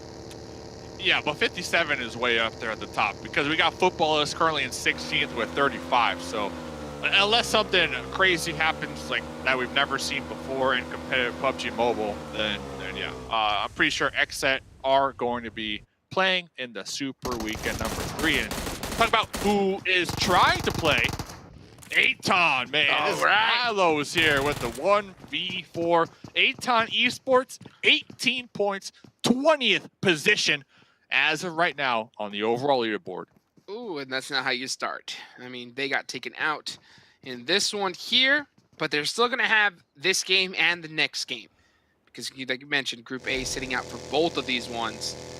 So all these teams, the squads especially, like I mentioned, the squads know exactly how many points they're going to need in order to get into this next one. Like you mentioned, XSET in 7th with 57. A lot of teams, would have to go crazy in order to pass them up. But what? Cardi, in shelter, underground, running for safety. Yeah, Aton. Looks like they're going to be able to get the pickup. I think they're just trying to do a little bit of a rescue mission here. I think they may be able to get it off. And yeah, that's exactly what happened. So Cardi gets picked up. Saying hasta luego. I'm out of this one. And heading on over to Choco for safety and just kind of regroup up as 3. Cardi B. So, Jukes, let me get your take here before, you know, the action really unfolds and, you know, before you make a prediction that is pretty clear that that's the right prediction. Right now, we don't have a lot of intel. By the way, we'll get to the whole topic of Navi not going to North George. We'll get to that in a second. But I kind of want to ask you. You got Aton, Navi, Ghost Gaming, Black Dragons. 17th, 18th, 19th, 20th. If you could pick one of those teams to qualify here, at the end of next game, which one would that be? That's what the chat wants to know. They're asking. If I had to choose one that I wanted to... One of those teams right now. That's a tough one. Come on, chat, call them out. This is Hot Jukes. I'm thinking. Question. I'm not avoiding it. I'm thinking about it. I'm trying to avoid it. Just like effect avoiding those shots. All right, I'm going with Navi. I think that's Navi will do it. Well, I'm not saying which one do I think. You didn't say which one do I think will do it. You said which one do I want to do it. No. Right? Which one do you think? Out of all of them, Ghost. Okay, so you got Ghost. I got Navi. Okay. I feel like they would definitely be either overtaking Footballish or Team Queso as well. So, like, there's some big teams right now on the cusp of possibly not qualifying for the final Super Weekend. So, this is 2 very critical games for a lot of teams right now. So huge. I mean, it's so huge. I mean, when it comes to the reason why I got stopped up on that question in the first place was because when I just try to think about which teams I would want to see in the last Super Weekend if it was one of those 4, you know, Black Dragons, I feel they could utilize the most practice, you know, going into the finals. So I think that, you know, for them, a Super Weekend here is crucial. You know, Ghost Gaming, they're sitting pretty. They know they're going to the finals. So I think now is they're just kind of just chilling and you know, just learning some new things and doing some stuff. Na'Vi, on the other hand, I think they just need practice against Alpha 7. That's the main thing for them, you know, because they have been getting the bad end of it here. That vehicle is well in trouble. He is hiding inside of it, and I don't think Mad Bull's... Okay, finally. They finally spot him out. So Eastern Stars here on this side of the map. One of them getting taken out. Kabbalah on the other end. Kabbalah, if he can be able to... dude. Yeah, if he can get that laydown. Sneaky Snake, make some plays. That'll be good for the Eastern Stars. So, Jukes, with that mindset, then you brought up a huge, like, big brain point. You're looking at the overall league play Super Weekend standings, right? You said that you'd like to have Black Dragons practice a little more. I'm looking at Aton. If Aton don't qualify, they are, if I'm not mistaken, in 14th on that overall leaderboard for Super Weekend points. If they do not qualify, there's a good chance that they will be knocked out of their position and not play in the finals, actually. So out of those 4 teams, Aton definitely has the most to lose when you're thinking big picture. And we've seen Aton have some serious pop-off games, right? We've seen them be able to get some good, solid performances here and there, but I think they just lack that consistency that, you know, a lot of these top teams are able to give. And right now, like you mentioned, they are in a really bad spot. Like, they have to make it into this next Super Weekend. But, I mean, it's looking unlikely. I mean, they're already down 1. Nice little run over there. Coming real close for Fenerbahce. And now, I believe it's just Octavian up left. With the SKS too, right? Or at least that's what they were shooting a little, look at little bit ago. 1v4. No chance. And a dream. This building's too difficult to hold. I mean, the bounce nade. Bounce Face off. open. You're dead. Goodbye. The backboard bounce off right there. That was nice. But Octavian ended up getting 2 though. That's a surprise too. Fenerbahce a little too aggressive there, in my opinion, taking the same angles, losing 2. That was very interesting. So yeah, back to the topic. Aton. I'm going with Aton, man, because I'm looking at Na'Vi. Switching. You're switching. They're okay. Na'Vi okay. Ghost, they're okay. Aton, not okay.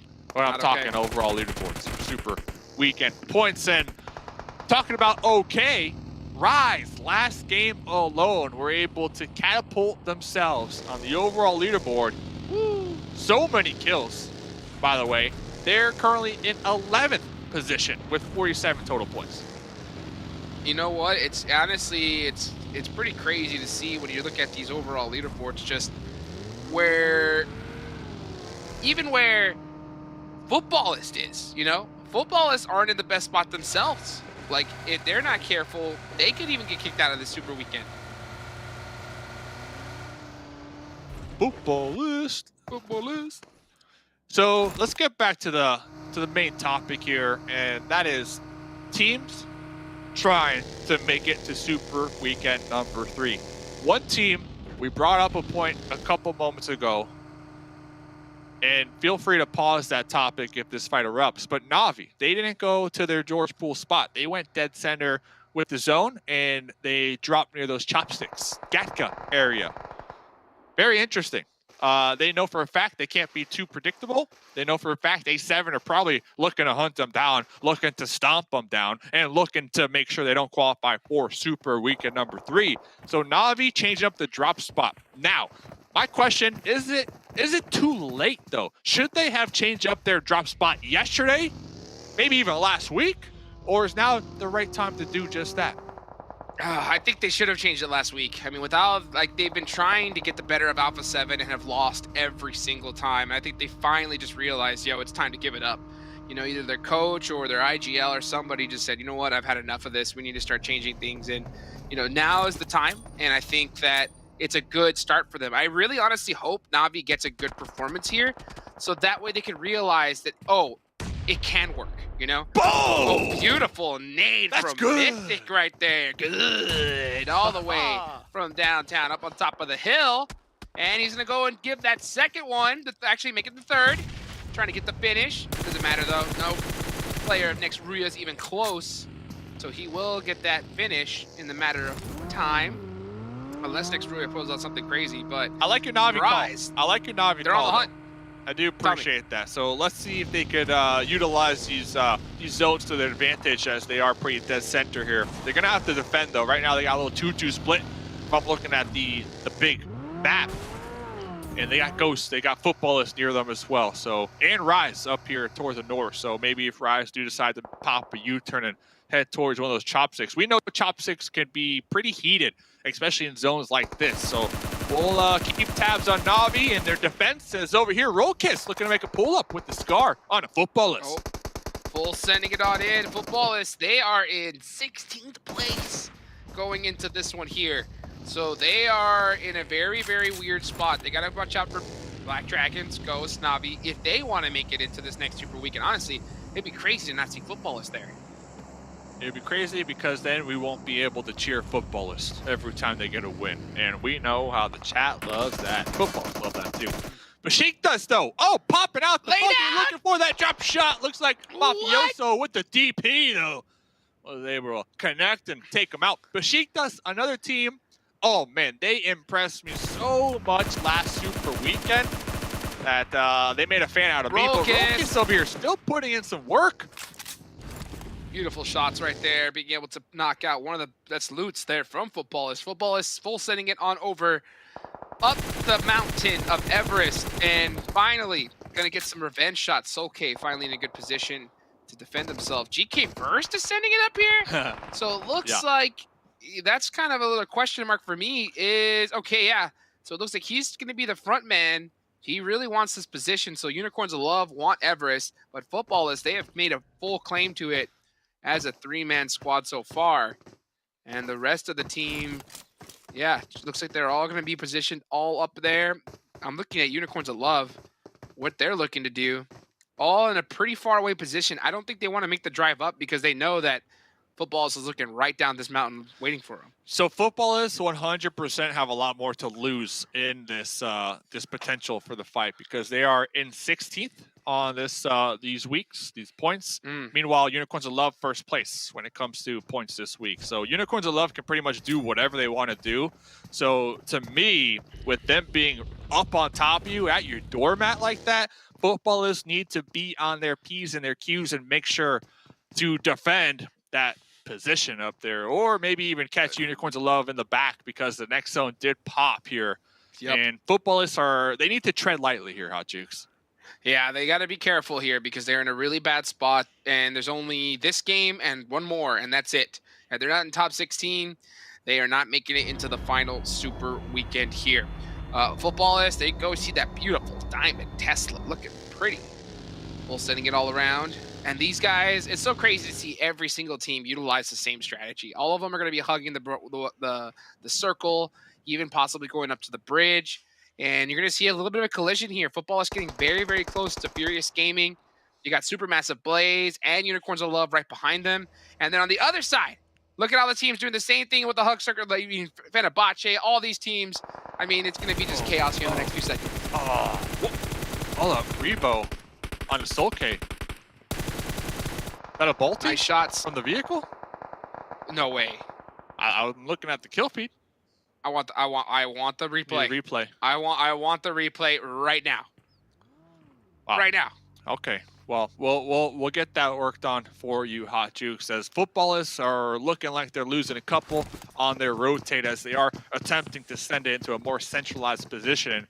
We were just talking about Footballists. Currently 16th overall this week. Yes, they are technically there, but they are right there. They got, 35 points? Right behind them is the Black Dragons with 34 points. Woo. So there is not a lot of room for error here in the next two maps for them. Same thing even goes with Team Kessel. That's even bigger, right? I mean, they only have 36 points. It's only 1 point above Footballists. And if they don't make it into this Super Weekend, their tournament is over. You know, if Footballists don't make it, we'll most likely see them in the finals. Yeah. It'd be crazy to see them without playing a Super Weekend. But still, if Team Queso don't, it's done. It's done. It's They done. have 1 point so far. They are holding the school side. So Team Queso holding edge. I'm a little bit nervous for them because the way they're playing so far, playing it so passive, I think the only way they get a good performance here is that the circle goes to them, in all honesty. Not only like that, if they do qualify, the battle just began, right? For Team Queso. Like, that's just the beginning of the challenge ahead. But at least the door opens, right? At least the door opens, because if they don't, then that door is... Oh. The door, Dave. The door. I think it's still kind of open. They have options to work with right now. If I'm them, I'm thinking...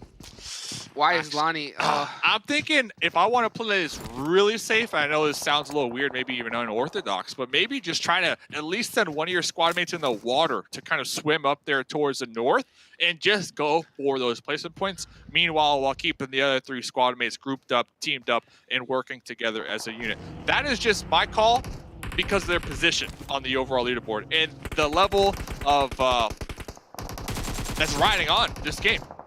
Well, let's see what they're going to be able to do. Here they go, full sitting on it. Lanny full went all the way up to get those angles. Ayala getting a very crucial kill onto the Mad Bulls. That's a big one there.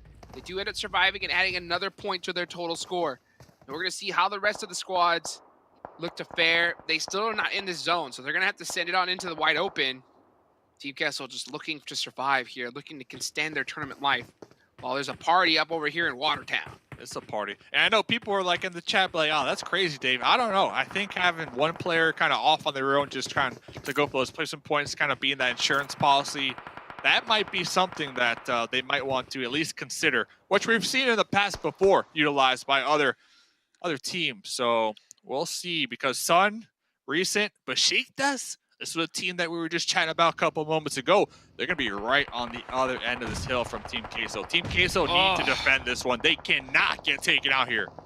Not a good angle from Lonnie. He has to realize that. As soon as I saw that drive up, I was like, he's going to die if he gets out that vehicle. And it looks like that did hit his mindset. So he's going to drive away and leave his teammates in this dip. This is a very good spot. That's a beautiful knock there onto Recent. That's going to help out Team Kessel big time. They honestly need to get that revive, and get out of that place. They need to just drive off into another spot. Spec, popping out, jump shot, UMP! Scope got him just a little bit right there, but was able to come out on top, probably looking to get the vehicle explosion, dip behind that bad boy, get the heal up. Ghost Gaming still looking good with all their vehicles here on the edge, so they can use these vehicles, create their own cover. Now, we were talking about Unicorns of Love. They are in first place when we're talking about this week of league play. They can do whatever they want to do, but over here, Team Queso. Oh, no, Recent cooking a grenade, tossing a grenade, looking to score the grenade. Oh, taking out so much health right there. Here's the follow-up. Here's the follow-up. The bounce in the bull, and you're done. And you're done. There goes Team Queso, 13th position this game. I saw it coming from a mile away. The second I saw that zone shift, really unfortunate finish for them with only 3 points. Unfortunate for them, but we have to move on. I mean, hey, when you perform like that, we just can't talk about you very much. Black Dragons go down. Team Queso putting their hands up in the air. That's huge. You know, now they got to hope Footballist does the same. They got to, because Ghost Navi still alive, and to be honest with you, with the performances that we can see from these squads, Navi get the circle here. This is huge. Like, they could end up getting an easy 20-30 point game here. Oh man.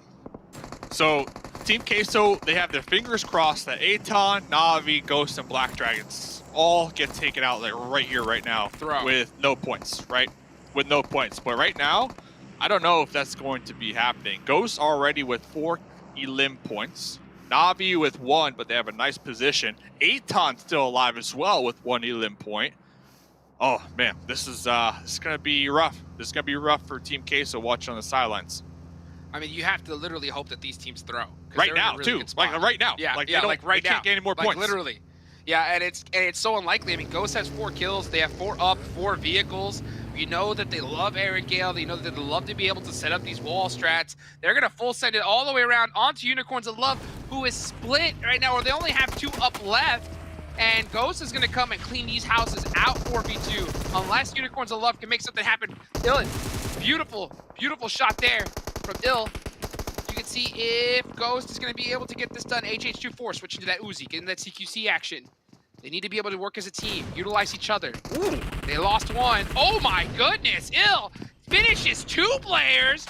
Unicorns of Love refusing to go down. Yeah, this is great news Oh here. my Spec, the goodness, last one 2v4. alive, tossing a grenade. Fresh is really good with the health.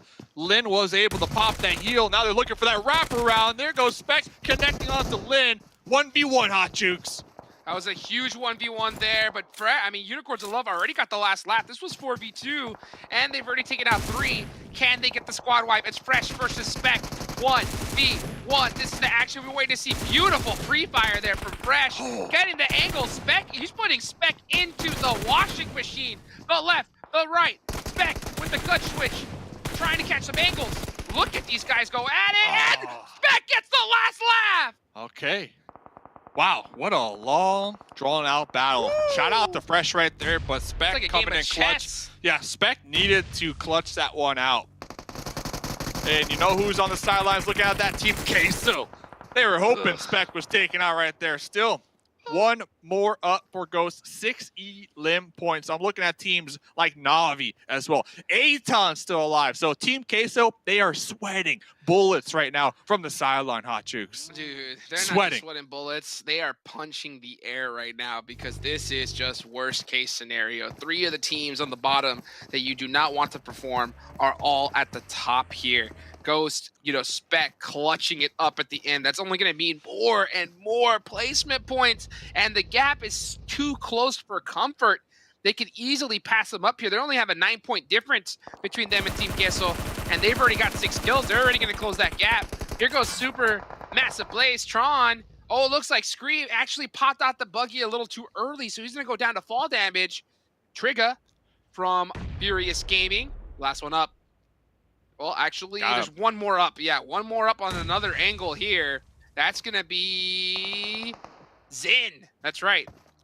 The different Trigger.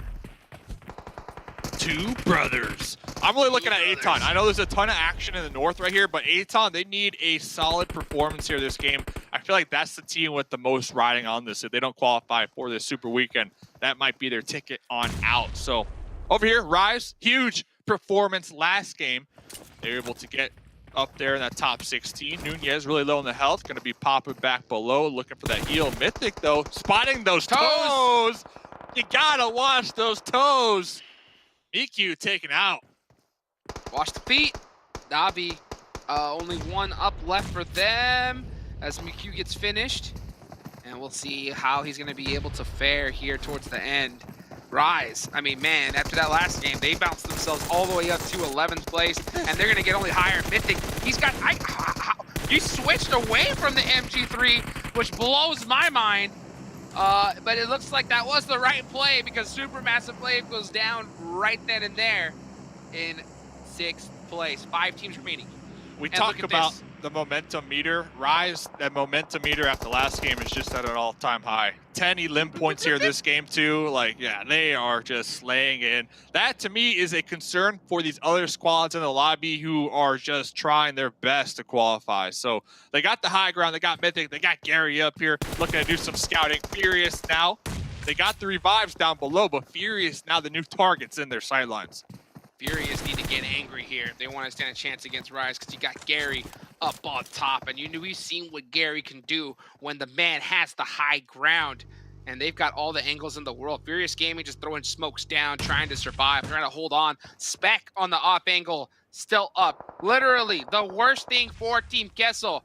3 teams, Aton, Ghost, and Na'Vi just chilling. Because they're going to get up into another placement here because I guarantee you Rise and Furious Gaming, they're not going to finish and even look the other direction until one of these teams is out. Yeah, I almost feel like this is the moment for Aton to kind of come up with the plan on where to go next. Mythic with the MG3, look at that thing, just the shredder. Not going to be pushing downhill with the M4, using these smokes for some type of soft cover to block those sightlines from Zin. Uh-oh, spotting Spec though, getting the vehicle explosion. Ghost Gaming 5th place. Jump shot. And then, my baby, Mythic. goodness. 7 elim points this game. Mythic just doing it big here towards the end, making a name for himself. Aton doing what Aton should do. Just sit down and wait, because guess what? You got the zone. Now it's time to stand up. Your waiting is done. They need to start playing hyper aggressive and not allow Rise even close into this next circle. And look at Matic from Na'Vi, desperate, laying down, just happy, so happy that Alpha 7 is not here. Yeah, so happy indeed, and happy to still be alive. Top 3, 3rd place gets you 10 points guaranteed. This is exactly what these teams needed. Na'Vi, they came into this match 19th overall. Aton came into this match 20th overall for this league play week. Jukes. Look at Matic, dude. He's got that tall grass, dude. He has got that tall grass. He moved. He did make a move. That may gonna give a pixel spot to Rise. They're not even looking. Instead, he's not even looking this direction. He's just creeping closer and closer, staying so quiet. And Nunez, with his position, they have no clue that Matic's there. I think that Rise feels that they're going up against a full 4-man team of Aton, and they have no clue. Matic can really cause a problem here. When is he going to take those shots, though? That's the question. Rise have no clue. They have no clue Matic's even there at all. They're not even going to look backwards. I guarantee you. No way they check their backs here. No way. No way. Crawling All up. eyes on Aton. Nunez looking around. Nunez looking around. Nunez is like, Spidey something senses. might be off over here, but Matic is right on top of him. We see the Spider-Man collab coming in with PUBG Mobile very soon, and I tell you what, these players need to activate their Spidey senses, because here comes Matic, closer and closer. Gary! Right behind them. You have to feel it. Shots. Gary, turn around, Gary! Gary, use your instincts! Gary! Survive, Gary! Matic's so close! Oh my goodness, he can smell them!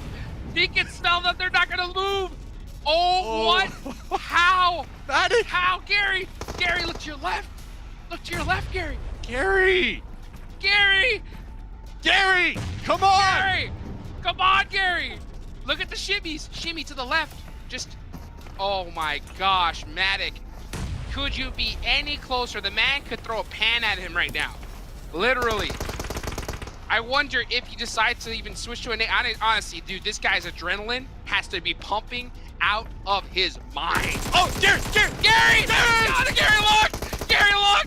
And Matic goes down, finally! Wow. Now, Aton, use that as an opportunity to pull center on and ask them the beautiful laydown. Oh, Mythic's got the MG3, though! What can you do up against it? You can't do nothing! It's all Rise Esports, baby!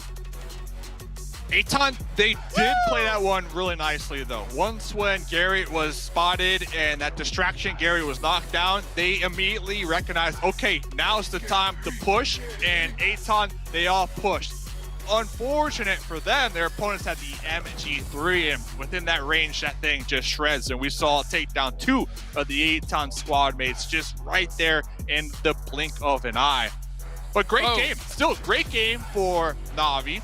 Huge, great game for Aton 7 as well. Huge games. This is exactly what these two teams needed. This last final match, Hot Jukes, we're gonna see all types of changing up on the overall leaderboard for that 14th, that 15th, and even that 16th position. I believe. Wow. It's gonna be so close, like so unbelievably close, because literally right there, Na'Vi, 3rd place, that's 10 placement points by itself.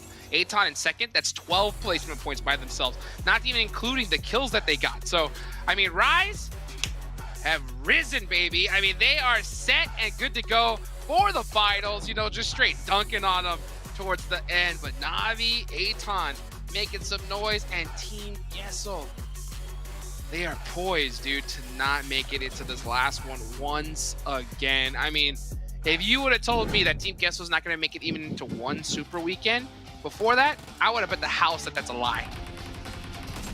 Ah, man. Well, one more game to go. A lot is going to be riding on the line for a lot of these teams that we keep stressing.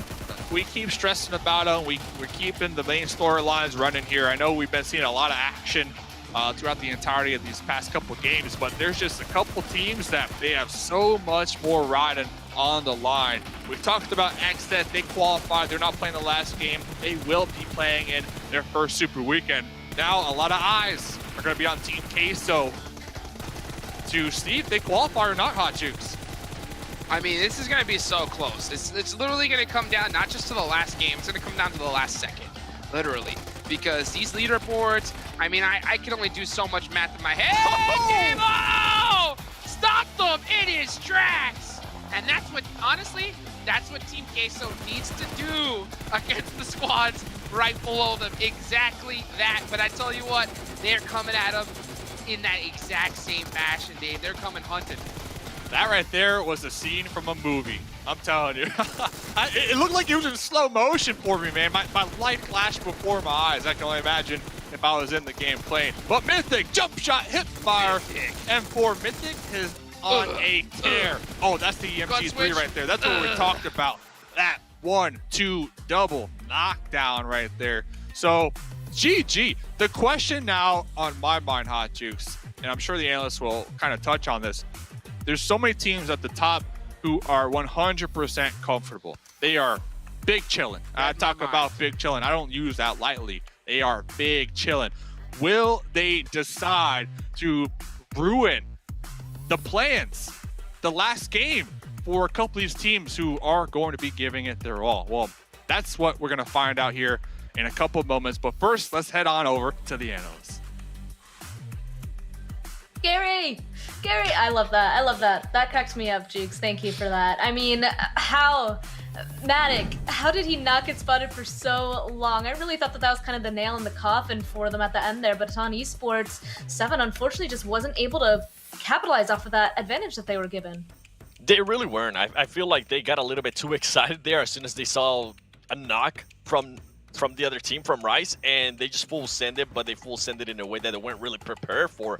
Overall, though, Navi did exactly what Navi needed to do. They got those placement points. They were able to also get some elims along the way. Rise, you heard the casters talk about it. You heard Hot Jukes and Mustache Dave talk about it. They rised up when they needed to. And Glitter, I know we were both, especially you were screaming at that end because Mythic is a god. He was just better, okay? Do you see this? Almost 1,600 damage for just Mythic. 10 elims out of the 17 that they had from this game. Almost 50% of the team contribution here. I mean, this is a performance and a half, to say the least, right now. I mean, I don't know what happened with Rise, but this is the Rise I want to see for the rest of this season. I want to see this in Super Weekend. I want to see this in finals because they have had incredible performances so far today. As we take a look here at the weekday rankings, you can see just how far up the leaderboard Rise has shot themselves now with just a couple games with solid amounts of elims under their belt. It's so crazy how much can change within just one game. And what I'm excited for is because a lot of those teams that needed to step up stepped it up in a big way. So that only means that all those places, 16, 17, 18, 19, 20, all of those are going to be even closer. And just to put that into perspective, 12th place through 20th place, Glitter, it's only separated by 18 points. And we just saw what Rise was able to do. Team Queso, it's barely hanging on. They need to have an amazing match in this last one. I'm stressed out. So Footballers is only 4 points behind Queso. Queso's 1 behind Ghost. Ghost just now, you can see the arrow next to their name, they just now put themselves in the top 16 spot, but they're barely holding on to it because Black Dragons are also at 35. So if Footballers or Black Dragons have a crazy performance, then they can easily leapfrog, and that's still, you know, there's still 2 more teams that are left that can do the same thing. And it's a Miramar. Miramar has since become our wild card when Sandhawk is not an option, and this could literally be anybody's game.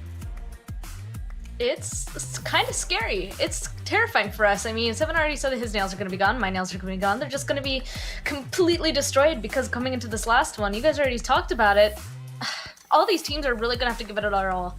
And some of these teams that we're kind of expecting to have made it into the Super Weekend are just not. And based off of that is obviously going to go ahead and actually influence that Super Weekend into the finals. But yeah, look at that. Just one more on Miramar. Last time, Glitter, you called it a wild card game. It was one of the most insane Miramar matches, I feel like, this entire time. So now my expectations have kind of gone up even more going into this last Miramar because everything literally hangs on this, and this being the wild card match that you brought up again, it just makes me more and more scared, I guess you can say, and of course excited to see what's going to happen.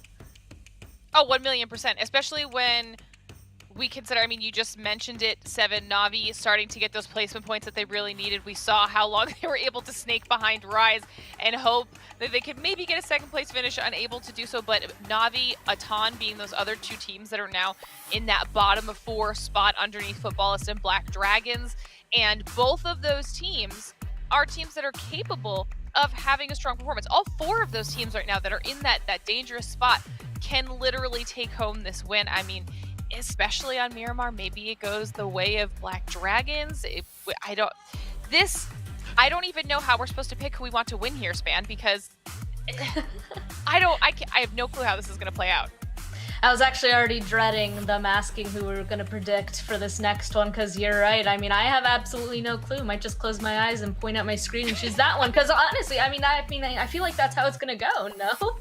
So we'll just have to wait and see. We're obviously going to go ahead and still pick one and have our reasonings for it as well. I have a feeling I might know what Seven's going to choose, but we'll have to wait and see.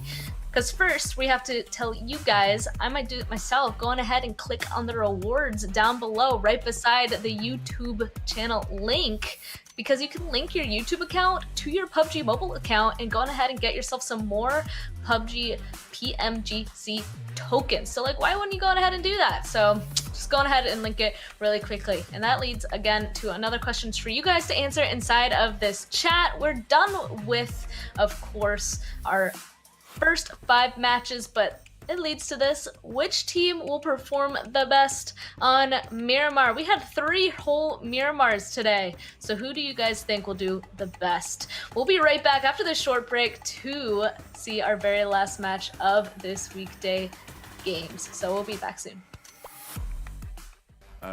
For this flame path, going from Primals all the way up to just between. Hang on a minute. I don't think carpooling is a thing in PMGC. Oh, then, to the side, get to the tree. That's your cover. Get over here! And get your teammate involved. I don't know. I feel like this is a painful situation if you're Satar. Let's see if he has any tricks up his sleeve. This guy's got the moves. He's got the moves, got the PMGC outfit. He looks clean. He's right on the top of the car. I'm gonna need backup. Who's gonna go in now? Magic Man himself, Satar. But in comes another player to try and what for. And this time, he's got a gun. Okay, yeah, there's not a lot you can do. I mean, dodging cars is one thing. I saw the first light, the first steps. Now I see much more. I capture Earth in all its beauty. I see action. I see drama. And I see it in the finest detail. Moments of inspiration. And the first steps. I am the 1+9. PMGC West. It is the very last match. This is the thing that we've all been waiting for, to see which top 16 teams are going to be making it into our very last super weekend. A lot of stuff is just hanging by a thread. Everything is on the line. We're going to be playing on this last Miramar match 7. I'm just going to toss it over to you immediately because it's the same groups as last match, but still the tensions are high. We already talked about what teams, but anything else? Definitely. I mean, everything is just so close. I mentioned it, from 12th place to 20th place.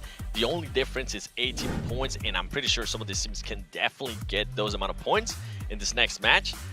I want to see how some of these teams are going to be playing. I said it in the previous one, how they were going to be playing passive. We got some passive game style out of some of these teams, but then you had Rise that absolutely went on just crazy. I mean, absolutely crazy. I don't know how else to explain it besides just for them to be able to get 17 millions and the chicken dinner. Like, that's taking your fate by your hands. They wanted to make sure they didn't even have to worry about this last match.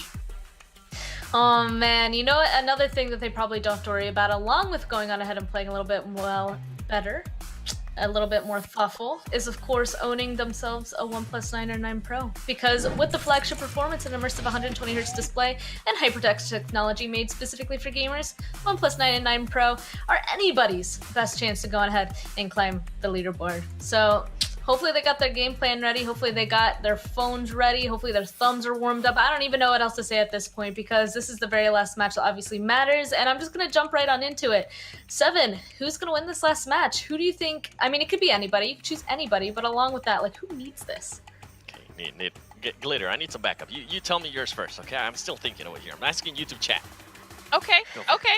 We'll see what YouTube chat tells you. I went with one of our bottom four, okay? One of the teams that needs to make a massive push in this last game to get themselves in a top 16 spot, and it's Miramar, so I went with Black Dragons. I know that they can do this. They've done well on Miramar before, and this is their last opportunity to get themselves in there, so that's who I'm going with. Okay. Okay, Seven, are you ready? Are you still channeling YouTube chat? Give me 10 more seconds. Okay. You go. Yeah, you know, I got this. I'm pretty confident. Hopefully, I'm channeling my inner Hot Jukes. Actually, I went on ahead and chose Ghost because last Miramar, I mean, it was kind of, Rise definitely just completely kind of just rolled over them in the fight that they were in, and we already kind of talked about how Ghost needs to be making it into the Super Weekend. They're just on the fine line of 15th place right now for this weekday game, so I'm just going to go ahead and choose Ghost and see if they're going ahead and pull it out in the end like they seem to be able to do usually. So I'm going with Ghost. I was going to say, careful there, channeling your Hot Jukes. They picked Ghost in the last one and they literally died like 10 seconds after. It happens, okay? It happens to the best of us. By the way, I killed C-Nox and Coops in boot camp. You told me the wrong team, so you're definitely going to get timed out on YouTube. There, I did get somebody else to tell me a better team. Josh Wright on YouTube chat, collecting all those rewards, told me to go with Unicorns of Love. So I'm going to choose Unicorns of Love for this next one, and I think it will be actually an interesting pick, because if this team does come out hot, if this team does get a lot of points, it's going to hinder some of those teams that are fighting for the bottom, fighting to make it to the top 16, so it's going to be interesting. But Josh, remember, if you get it wrong, you will get timed out. That's kind of scary. That kind of makes me, oh my goodness, I wouldn't even want to type the YouTube chat. Don't time me out. I don't have fancy powers like you do, Seven. But okay, so those are the teams that we kind of chose. We already talked about our expectations. There's still a ton of stuff on the line in this. Is there anything else we want to say before we just get into the action, before everything, of course, is out of our hands? Best of luck. Yeah, right? Don't choke. This is going to be exciting. I am so happy that I am not a player in this. I'm nervous just watching this. How about you, Glitter? I'm like shaking. I'm very, very stressed and excited. I'm ready to see who makes it into that final Super Weekend and then how things shake out from there. And I'm still currently pulling for a little bit of a water zone.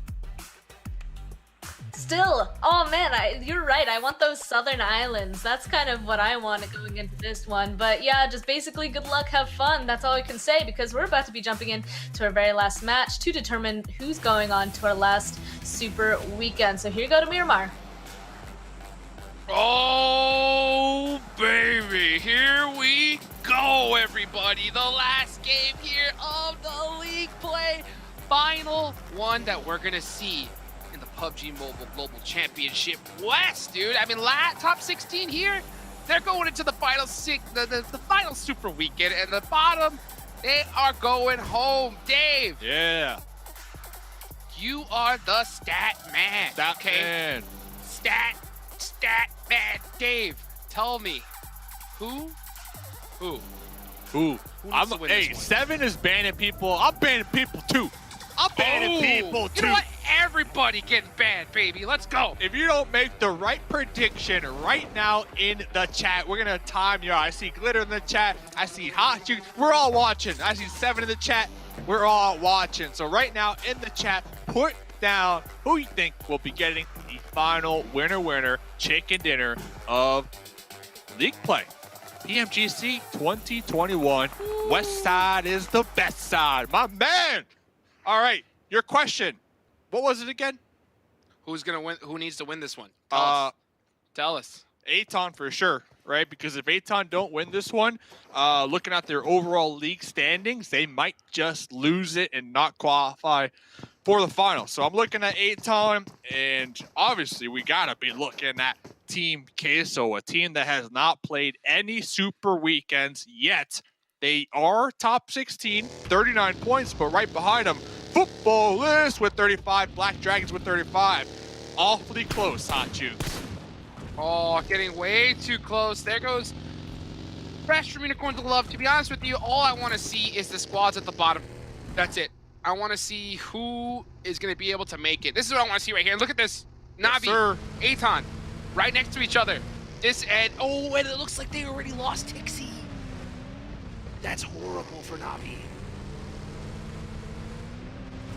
Yeah, both teams 19th and 20th. Oh no, Kitsune. That's a free point. Not like That's a this. free point. No gun. Cardi, come on there. Cardi. Bop, bop, bop, bop. That's a Boomerang. free point.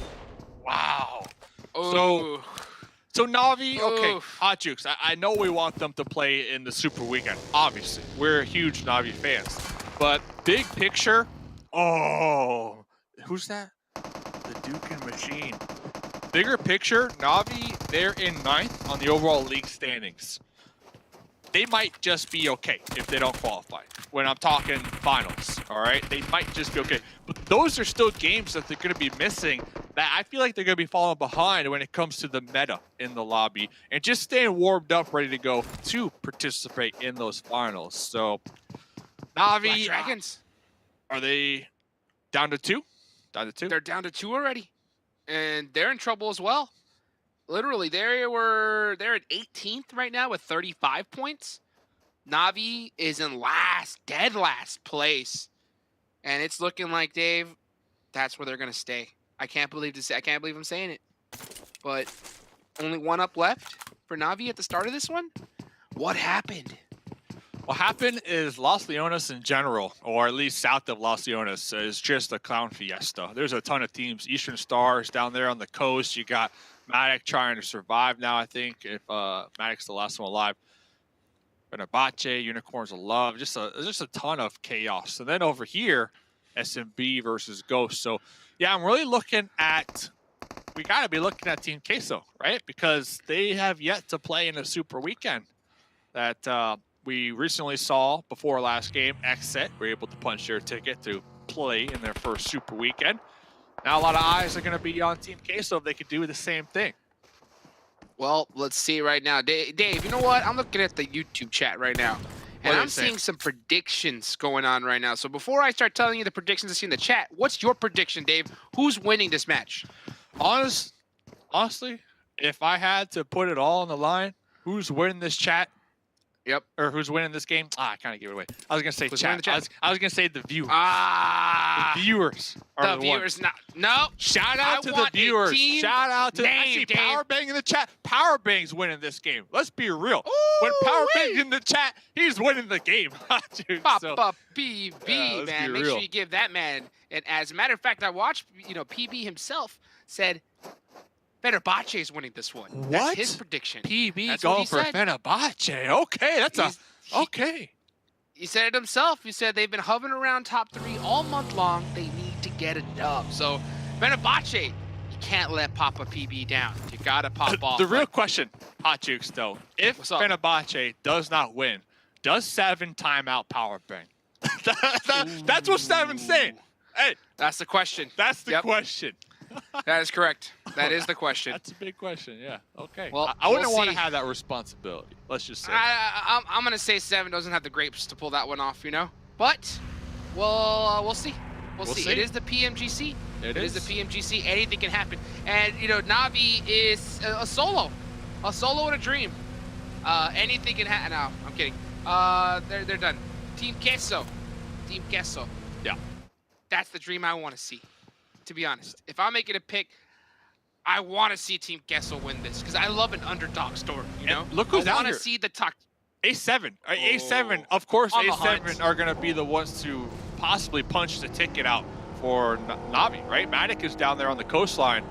But A7, I didn't mean to interrupt you there, but I'm just pointing out the facts here that A7 are trying to make sure that Navi do not play in the last Super Weekend. That's something else. That is a rivalry, if you have to ask me. So much of a rivalry. I mean, you touched on it before we got to the break. I was thinking the same thing. Top teams, they could do whatever they want here. They're looking at the leaderboards too.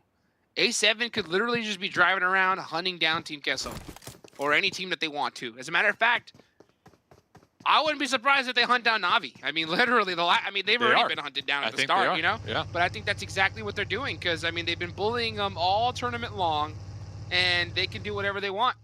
I'm really seeing people in the chat, you know, to say that, you know, they're expecting that hot drop. It didn't happen here. But, you know, Na'Vi could easily get camped by Alpha 7. But to be honest, I think it doesn't even matter at this point. I mean, with them losing 3 that off the bat, yeah, I just hate to see it. Well, to be honest, too, if we're all being honest, I'm still really stuck on the fact of the overall league standings because I'm looking at them. And Na'Vi not playing in the last Super Weekend, I'm not too concerned. They have, what, 228 total points. I don't see them getting bumped out by not playing those 3 days to not play in the finals. The thing is, though... I'm concerned. You're concerned. Why? Big time. Why? I mean, Alpha 7's playing the final Super Weekend, you know? Yeah. So, like... But what does that mean? They can choose to do it, play it however they want to play it, you know? And if they don't want Na'Vi to be in the finals, you know, they could take out squads accordingly to make sure that Na'Vi doesn't make it. That's a possibility.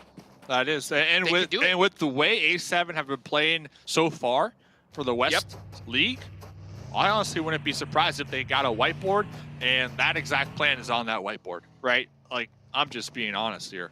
A7, to me, they have not shown any love to Na'Vi. They've shown the opposite of that. And they're a team looking to really dominate and be known as the best team from the West heading into those finals and most likely heading into the, you know, the biggest tournament of the year coming up. Yes, sir, indeed. And I mean, we're talking the biggest tournament of the year and most likely of all time. I mean, literally, I mean, these prize pools are just nuts. Here coming up, just for this split alone, I mean, over $300,000 for first place, Dave. Back when I competed, the whole tournament was $400K, you know? The whole tournament, you know, and now first place, they're giving away over 300 grand alone, over $400,000 in just first and second place. And that's just for the West. East is getting the same thing. It's just so crazy to see how much we've risen here in this esports, and the players, the teams have risen as well. And speaking of squads that need to rise up, you know, Ghost are sitting on the line. They are in 15th place, yeah, with only 40 points, 1 point above Team Queso. Right below them, Footballist, 35 points, and they've got a couple points. There we go. This is really big. The team that needs to do it, and they can't get them. They're in the blue, too. I know they're right there on the edge, but talk about playing the slow game out here. I don't know, Hot Jukes. For me, honestly, if I'm Team Queso, Black Dragon's gone. They're done. They're done in the sense they're not playing Super Weekend number 3. They're not done in the sense of not making it to the finals. They're 10th place on the overall league standing. So they're kind of similar to Na'Vi when I'm talking bigger picture. But still, yeah, you definitely want to play in the last Super Weekend to stay warmed up, stay alert, stay ready to go. Honestly, Team Queso, though. It has to be Team Queso. They're in the blue. They have Rise. Mufasa. I think Mufasa is by themselves, but Mufasa, you have to assume, is going to be relaying that information back to his teammates like, hey, we got a squad over here. It might be Team Queso. Do we want to take them out? Oh, that's what I'm thinking. I mean, here's the problem, though. Rise is already in a position where they know they're going to make it, Axe! Oh, just barely missing that headshot opportunity. The problem, though, is that Team Queso, they're in a position behind him! Mufasa, and he's going to get the finish on the Axel. 4v3. And now Rise knows this is Team Queso. They know. So Rise can literally just go and hunt them down, and they don't even care if they go out. No. They could just force Team Queso's hand, take a couple players with them, and that enough maybe the ticket for Team Queso to just be done here. This is so huge. If you're a Team Queso fan, get some hype in the chat. Give them all your energy because they need it right now. Not only that, you got Gary on the case. Whoa! Whoa! Back to Team Queso! Back to the Team happening? So I'm What's pulling the happening car, here? the red car out here. Ayala gets a knock on Gary. I'm just staring at the chat. I'm just staring at the kill feed. Ayala gets a knock on to Gary. That is so huge, ladies and gentlemen. Everything that's happening on the screen. Who cares? We're looking at the PKSO. And come on, please. Okay, see at the bottom. There it is. Okay. Oh, okay. so close. One down from Rise. So it looks like Team Queso are slowly making the comeback, but we have to remember they're in the blue zone, so it's going to be chunking them down just a little bit. I do see them making the push. Oh, that off angle though. The Scar prone off angle from downtown from Mufasa. Ayala needs to take out Mufasa. That's a fact before Mufasa gets to confirms across the way. And now, Team Queso down to just Ayala. Ayala! So clutch there to be able to get that one. He needs to at least get that confirmed point, and he is running for his life because it really is the entire tournament Gary. life is on their back of Ayala. Ghost got eliminated here early. That's super huge. Super huge for Team Queso. But Gary's coming. The man, the myth, the legend. Ayala, run for your life. Run for your life, Don't even Ayala. take this fight. You do not want to. You don't want none of what Gary's serving. I'll tell you that right now. Because if you do, you're gonna order the 2-piece. And there's the one. Oh no! Here comes Gary Nunez. Team Queso taken out in 13th position. That gets you 0 points for placement points. Now, okay, Jukes, it's not done yet though. They were in 16th coming into this game. They had 39 points. Black Dragons already done. We need to pay attention to Footballist, Aton, and Navi. If those 3 teams get taken out early, Team Queso might just Navi eliminated. So Navi dead. So that's another one. So Aton and Footballist are the 2 teams that Team Queso are looking at right now to get taken out. Now here's the thing. Team Queso did get a couple. Team Queso got a couple of limbs, right? How many? They got a couple. I don't know. One maybe? They got only. I think they only got like a couple kills, maybe one. Maybe one. And we'll have to see. We'll have to see. So Ghost got eliminated super early. I don't think I saw any kills on them. You know, I'm gonna have short-term memory loss here at the end here because I mean I want to just wait and see who's gonna win this one. But when it comes to that, this is gonna be just down to the wire. It's really all eyes are on both Aton and Footballist. Because if Team Queso did have enough points to pass up Ghost, then both of these teams would have to surpass them. Yeah. I mean, right now it goes with 40 points coming into this game. Team Queso with 39 points coming in this game. And we can see Team Queso, they did get 1 kill. They got the 40 right there on the right-hand side of the leaderboard. So close. This is going to be so close. You can see them, 40 points. 40 points is what they're sitting at. Football is still up. Aton is still up. And Footballists only need, what, 1 more point? Correct me if I'm wrong? So that's looking like. So we can see it there at the bottom right? Yeah, it's okay. So we got the whole leaderboard right there up. So we're going to find out live, ladies and gentlemen, who's going to make it into this super weekend.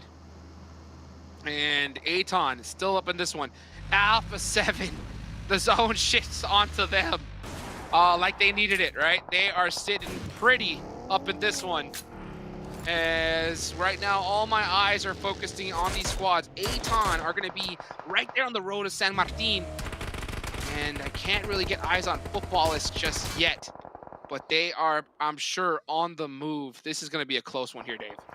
It is. It is. So we shall see. As Gary still looking to make moves. The legend definitely looking to get that respect back on their name. I saw the replay. Gary looked over, thought for a second, hey, is that an enemy or is that one of my teammates? And before they can even fire, was taken out. So that was something else, not gonna lie. That was something else. But Gary out here putting in work though. Still hot jukes. When we're talking about Rise, 2 games ago, they were not in top 16. And then 2 games in a row, they've been slaying it, man. They've been getting a bunch of kill points, limb points, and placement points. So Rise definitely showing up to the occasion when it mattered. Yes, sir, indeed. Gary, oh my goodness, just too good. Winning that 1v1 against Eastern Stars, and he's just up left. I mean, the man has done enough, okay? Gary has set the pace. He's going to full send it on into another member. Here comes Fozzie. Can he get the drive away? Oh, Gary, full sending on the run. Fozzie has to hit the reload. Gary, yeah, pops out the vehicle and gets taken out there. So Rise already set pretty where they need to be. All eyes, though, right now are going to be on still. Footballist and Aton. Absolutely right. So Footballist, they are in Santa Martin. Nice little compound they're holding down, all grouped up, hard cover, check. Next zone did pop. They are no longer in the zone, so they'll have to reposition. They do have Fenerbahce kind of rolling up right behind them, as we can see them taking a couple shots over here. But besides that, Aton, I'm trying to look for Aton here. Last game, I really thought their performance, their second place, was able to boost them up. But that just goes to show you how far behind they were. They got the second place, and they're still not up there at the top, Hot Juke. So they're looking for another game with solid placement points, but additionally with some kill points, elim points to go with it to make sure to really seal the deal here. Well, when I look at the scoreboard, you know, Footballists already had those 4 kills, so they're sitting at 39 points. They've already gotten to top 10, so that is going to be 1 placement point already. By the way, Supermassive Blade, 7 kills to their name.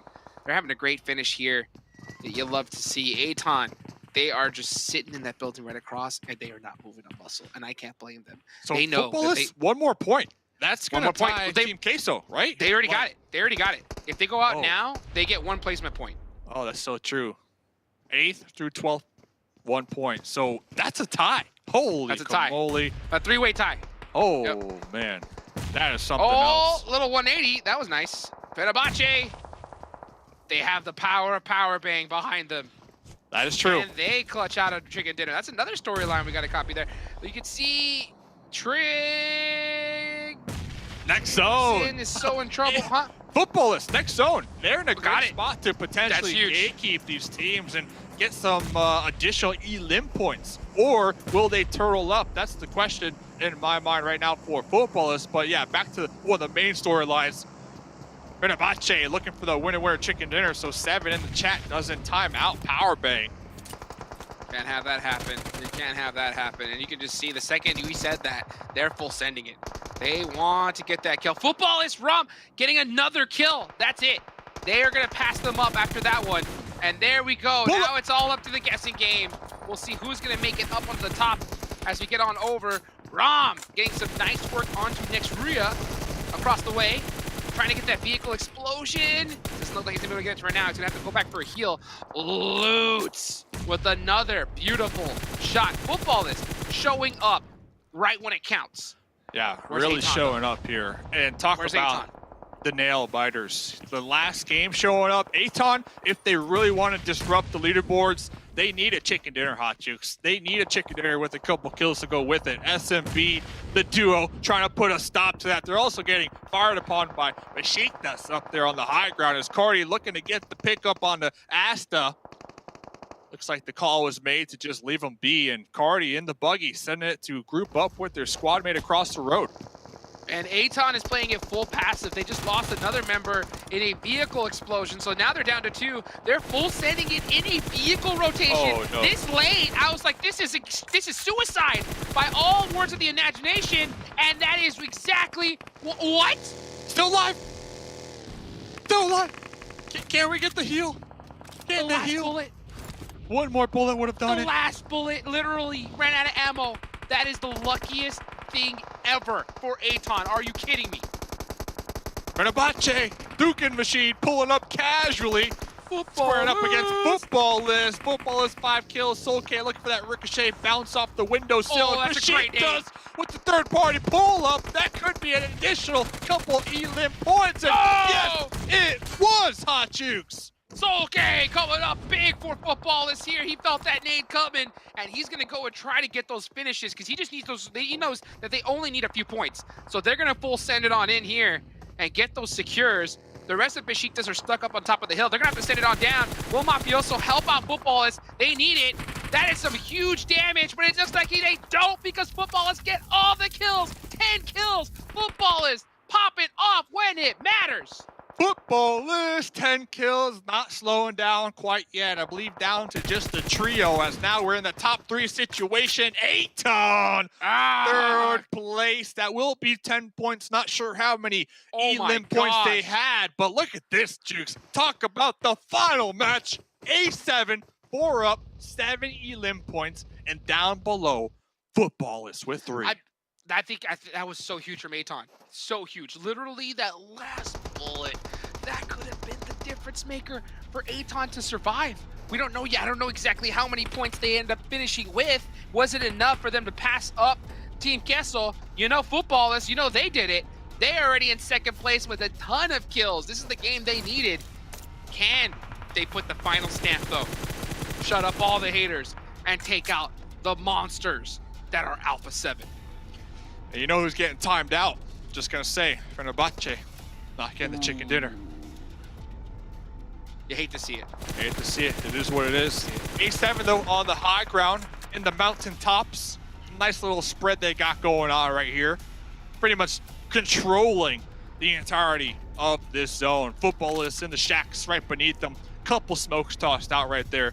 Football is trying to come up with some type of game plan on how to reposition, but it looks like they need to just rely on their gun skills. They need to hit these shots out, Jukes. That's the only option right now. Dave, give me a numbers crunch right here. What is the percentage chance of Football is a survival here? -5. -5. All right. Well, I'm gonna go with -6 because Senatexa and the rest of Alpha 7. I mean, this is what they do best. Lavasin getting thirsted out right there. It's honestly, it's only a matter of time. Revo, please, please. BB didn't get the Fenerbahce prediction, but give the man the snipe.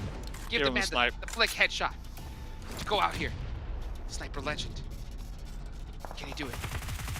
Oh, Lutz getting sprayed upon as well, really low. Solke was able to get into smokes. Carrillo going for 3, the long-range grenade, and on the bounce. Solke was knocked out though in the process. Now it's a 1v4.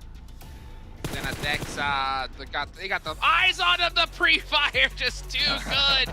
And there goes Football as Alpha 7 Esports, ladies and gentlemen, are going to be the final chicken dinners winners for League Play. What a finish for them.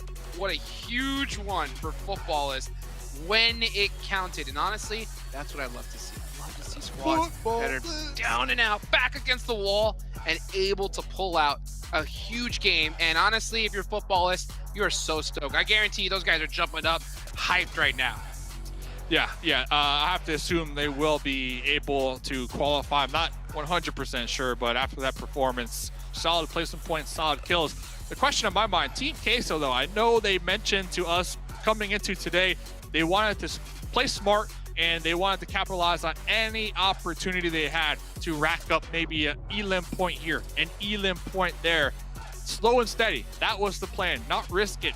Not risk it for the biscuit, as some would say. And they knew that they had areas to work on, such as their coordination and team comms. Let's see, was it enough here, Hot Jukes? Because they need to play in this last Super Weekend if they want to have that chance to be top 16 and make it to the finals. It's going to be so close. It's going to be so close. I mean, it's just, you hate to see it. I'm so surprised that they continued to play Edge with their current play style towards the end. The way they've been playing, it just reminds me of like the way we saw pros play a year and a half ago. You know, like you got to start changing your strats. Your rotations have to be just that much faster and so much more on point. You can't hope that the zone just blesses you. And unfortunately, oh, look at that one there, Bermudia. Oh, look at that. Here, I mean, just with the vehicle switch, so brutal. So going back to Gary, I can't wait. I already know they're gonna put Gary in one of those clips, those funny moment clips with all the sound effects. That had to have been like the play of the game or the day for me at least. Duke and Machine with the spray down.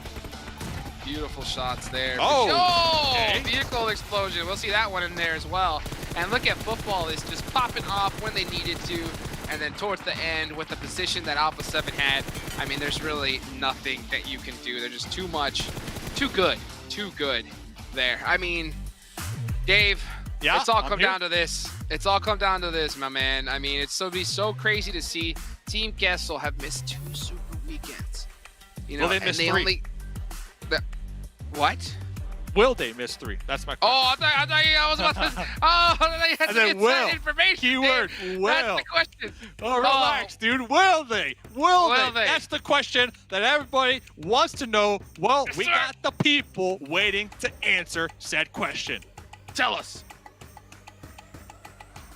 We'll have the answer soon, but honestly, that screaming is exactly how all 3 of us felt when we started seeing all those hot drops from the very beginning of the game. And honestly, we continued to scream throughout it, right, 7? That was just I'm speechless. That was insane. I mean, Alpha 7 just showed up and told everybody, hey, we're still Alpha 7, okay? Calm down.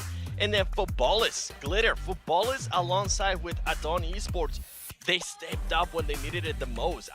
I am so hyped to see who's actually going to be making it to the Super Weekend. By the way, Team Queso, I don't know if you guys are going to make it. It's just not looking good, okay? Not looking good. But the fact that Footballers and Aton really they absolutely crushed it in this last game, did exactly what they needed to do. I think that people might be a little bit upset when we see these overall rankings towards the end of this. Of course, our MVP is Revo. A7 deciding that they couldn't let any of those teams that needed to make their way in go out on top for this last match. They wanted to remind everybody who the bosses are.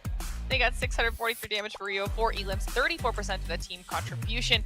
I mean, it was just yet another clean A7 game, but what I'm really focusing on now is some of the incredible performances we saw out of our teams and players today. I want to see those repeated in our Super Weekend. Oh yeah.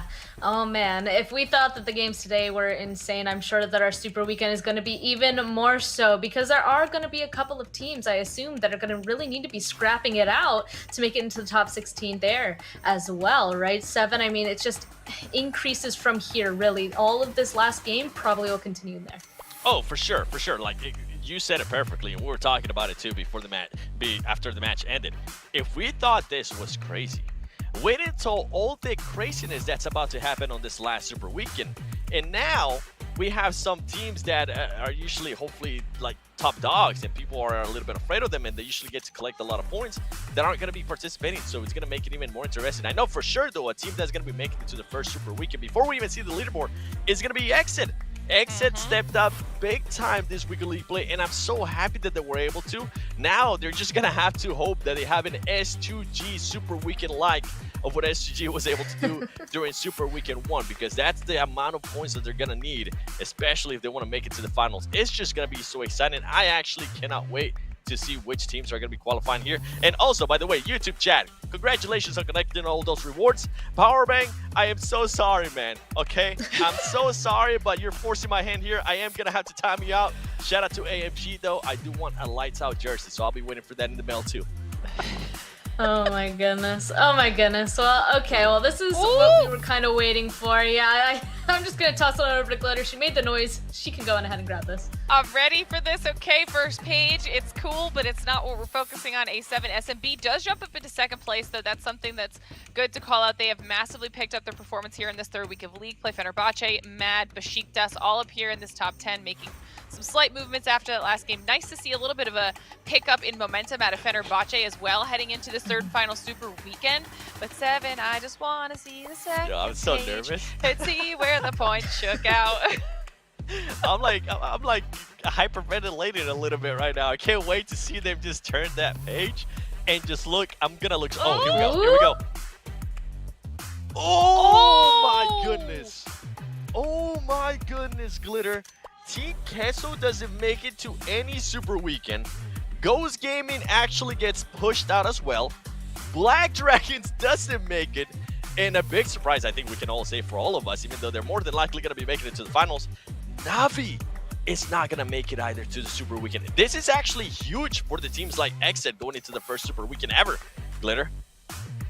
This is insane. I mean, even just the fact that with that one performance, Footballist and Atan jumped up so high in these leaderboards for just this portion of League Play. They could have done this previously. They didn't need to put all the pressure on themselves for this final game on the final day, but they did. It somehow worked. You guys can see that the teams that are grayed out are the ones that will not be participating in this final super weekend. But what's even crazier is the fact that some of the teams that made it through are also squads that are very, very low on those overall super weekend leaderboards. So XSET, it being their first super weekend, does still have a shot. Because, you know, I'm looking at Baluk Chaptan. They've only played in one super weekend. They just barely qualified through. With that final leaderboard shakeup, they ended up being that 16th place team to qualify through. But they only have 84 points in the overall super weekend leaderboards. If you think that XSET can't do that in 15 games, you're crazy. Now it's going to be on Baluk Chaptan to try and keep a lead going above XSET, as well as Mad Bulls. They're at 98. Okay, they're another one that needs to get some points on the board. This is going to be a crazy Super Weekend 7. It totally is. I mean, with Black Dragons not making it, I think we can kind of make that point as well. In regards to their points, they currently have 186 points total for both Super Weekends that they have played. And I mean, it's very unlikely, but it's not impossible, right? And I have to go back to what SGG was able to do, even though that was in a way an anomaly, right? It doesn't usually tend to happen often, but it is a possibility. If XSET is able to even get 187 points, more than likely they will be pushing out Black Dragons. Like, this is what we're talking about. There's so much stuff going on as well in this Super Weekend that we're going to be talking about Friday too, that I am just hyped about. I cannot wait to see what's going to happen, and I cannot wait to see S2G more than likely also showing up, as we saw them earlier today. We saw them get a chicken dinner with 11 elims. That's huge, and that's going to be affecting some of those teams fighting for the points. I cannot wait. This is why I love PUBG Mobile Esports. I think it's even more insane. I know we're going back to this last game as well, but I mean, Atan dropping on Na'Vi and Mad Bulls dropping on Black Dragon specifically, like obviously targeting, making sure that they're going to kick these guys out. Like, they're definitely going for what you guys were both talking about. They're definitely targeting them to try and climb over in the Super Weekend, or just climb over anybody, any sort of a chance that they can get to go ahead and grab those points. So just thinking about stuff like that, it really kind of puts into perspective that this last match is a pretty good indicator on what we're going to see in the Super Weekend. I'm excited to see XSET in this as well, because this will be their first Super Weekend ever. We can kind of assume that they might kind of shake up the lobby. We can kind of guess from there. Interested to see if, Litter, you seem to have an opinion on this. You said that getting that amount of points is possible for them in the 15 minutes. Kind of curious. This is the first time in the Super Weekend. Will they be able to succeed, or do you think that they're going to have a little bit of trouble at first? I think it's going to really boil down to whether or not they can repeat their performance here during league play, but into Super Weekend. Because, I mean, we've even seen the likes of Besiktas, who sat out that first Super Weekend. They came through, they got 166 points in one Super Weekend. We've seen other teams get 150 plus multiple times in one Super Weekend. If XSET's finally found a groove, they're a team that's capable skill-wise, individually, and as a unit to put up those types of points. They just need to continue the momentum they've gathered here. They can't fall back off to that week 1, week 2 type of performance level. Okay, well, a lot to go on ahead and look forward to. We cannot wait for the Super Weekend to go on ahead and start. We do have a little bit of a gap day to go on ahead and get ready for it, but I'm going to go on ahead and remind you, if you guys liked this action and you guys want to participate, you actually can. Because PMGC is going on ahead and teaming up with Game TV to have a very exciting PMGC community tournament. It's open for everybody, so please go on ahead and register to play. Get a PMGC token and potentially some Google Play cards as well. And again, another reminder right below, beside the title of this channel, right beside the title of this stream, press that rewards button, connect your YouTube account to your PUBG Mobile account to get more PMGC tokens as well. But other than that, 7, Glitter. That's it for these weekday games. We only have one Super Weekend left. 3 days of the Super Weekend before going on to the finals. And I mean, that's where we're going to end off here. So thank you guys so much for watching PUBG Mobile Global Championship 2021 West League. There's a lot to look forward to, so we will see you guys in Super Weekend 3. Have a nice day.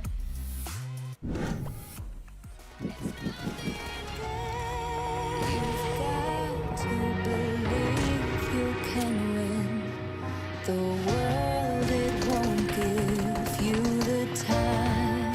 It's now or